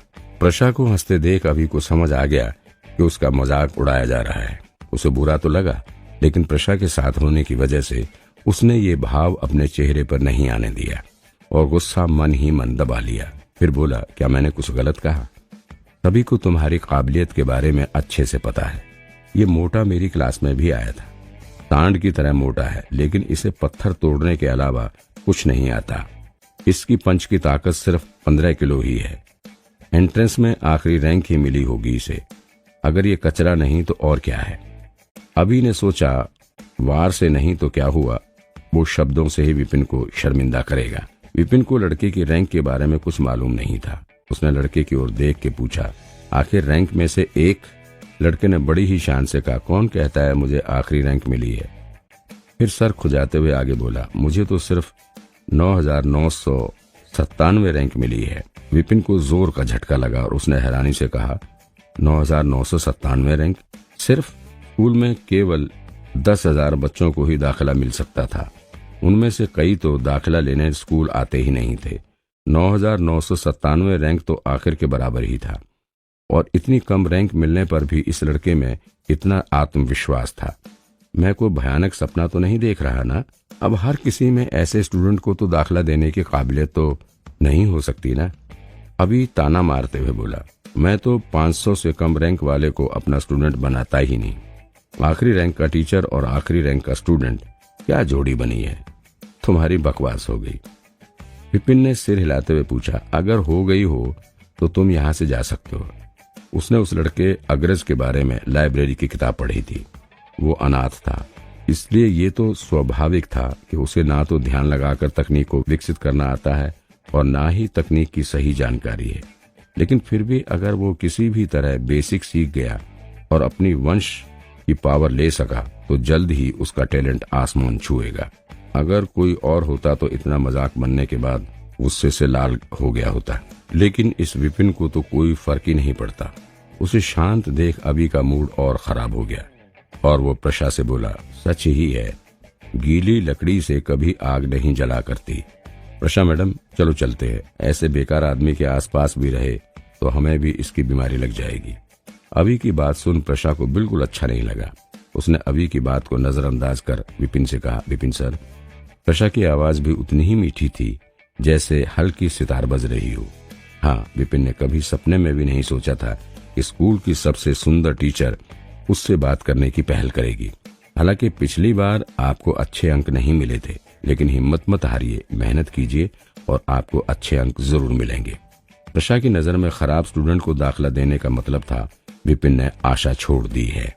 उसे विपिन से लगाव तो नहीं था, लेकिन वो उसे फेल होता भी नहीं देखना चाहती थी। आपकी सलाह के लिए शुक्रिया। विपिन ने देखा कि वो साफ मन से उसे सलाह दे रही थी, इसलिए उसने भी सिर हिला दिया और फिर आगे बोला, ये स्टूडेंट शायद अभी किसी लायक नहीं, पर क्या पता यही असली हीरा हो। अगर मैं इसकी मदद करूंगा और इसे ठीक तरह से सलाह दूंगा तो इसका चमकना नामुमकिन तो नहीं। वो तो है। इतना कहकर प्रशा वहां से जाने लगी। तो लगा विपिन सिर्फ एक बहाना बना रहा था। अग्रज का साइज और उसे बेसिक का ज्ञान ना होने की वजह से उसका भविष्य में कुछ अच्छा कर पाना असंभव था। प्रशा को विपिन से बात करते देख और उसे प्रोत्साहित करते देख अभी को बिल्कुल अच्छा नहीं लगा। वो थोड़ी देर विपिन को घूरने के बाद प्रशा से बोला, प्रशा मैडम, आपको इसके जैसे लोगों से दूर ही रहना चाहिए, नहीं तो आपके मान सम्मान पर दाग लग जाएगा। अभी सर, मैं अभी थोड़ा थकी हुई हूँ, बेहतर यही होगा कि आप मेरे पीछे ना आए। अभी की बात काट कर प्रशा इतना बोलकर वहां से चल दी। अरे नहीं नहीं विपिन, तुम देखना, मैं इसका बदला तुमसे जरूर लूंगा। अभी प्रशा को जाते हुए देखता रहा और फिर अचानक से मुड़कर अपना सारा गुस्सा विपिन पर निकाल दिया। उसकी राय में तो अगर विपिन बीच में ना आया होता तो प्रशा आज उसी के साथ खाना खाती। वो ऐसे कैसे उसे यहाँ छोड़कर जा सकती है। उन दोनों के जाने के बाद उसने लड़के को कहा, अब तुमने मुझे अपना टीचर मान ही लिया है तो तुम्हें पता होना चाहिए कि क्लास कहाँ है। हाँ कहकर लड़का मुस्कुराया और बोला, टीचर, मैं आपका स्टूडेंट हूँ, क्या आप अपना नाम नहीं बताएंगे? उसकी बात सुन विपिन ने सिर पकड़ लिया। उफ, ये लड़का जो भी टीचर मिला उसे ही अपना टीचर बना लिया। उसका नाम जानने की कोशिश भी नहीं की। मेरा नाम विपिन है। विपिन बोला, विपिन सर? वही जिन्हें सालाना एग्जाम में आखिरी रैंक मिली थी और 0 नंबर। उसी पर लड़के को ये समझ आ गया कि उसने किसे अपना टीचर बना लिया है और फिर उसका चेहरा ऐसा बन गया मानो अभी रो देगा। सिर्फ आंसुओं की कमी थी। मैं वही विपिन हूँ, विपिन ने कहा। ओह अच्छा सर। लड़का सिर खुजाते हुए बोला, क्योंकि मैं बेवकूफ़ हूँ और कमज़ोर भी हूँ और मोटा तो हूँ ही, तो क्यों ना आप मुझे अपनी क्लास से निकाल दें। विपिन बहुत चक्का सा रह गया। लड़का आगे बोला, टीचर मैं सच बोल रहा हूँ। 1 मिनट पहले वो दोनों टीचर भी यही कह रहे थे। अगर आप मुझे अपनी क्लास से नहीं निकालेंगे तो मेरे खराब अंक की वजह से आपके अंक भी बिगड़ जाएंगे। मुझे उससे कोई फर्क नहीं पड़ता। और अब क्योंकि सारी प्रक्रिया पूरी हो गई है तो मुझे बस एक ही बात कहनी है। विपिन ने हाथ हिलाते हुए कहा, तुम जियोगे भी मेरे स्टूडेंट बनकर और मरोगे भी मेरे स्टूडेंट बनकर। फालतू बकवास करना बंद करो। लड़का रोना शुरू हो गया। क्योंकि विपिन कमजोर था इसलिए वो चाहता था कि उसे अच्छे स्टूडेंट मिले, लेकिन उसे क्या पता था कि अनजाने में उसे उसके जैसा ही स्टूडेंट मिल जाएगा। मेरी जिंदगी इतनी मुश्किल क्यों है? कोई बात नहीं, ये मेरी क्लास है। अब जाओ अपना बिस्तर ले लो और कल टाइम से पहुंच जाना।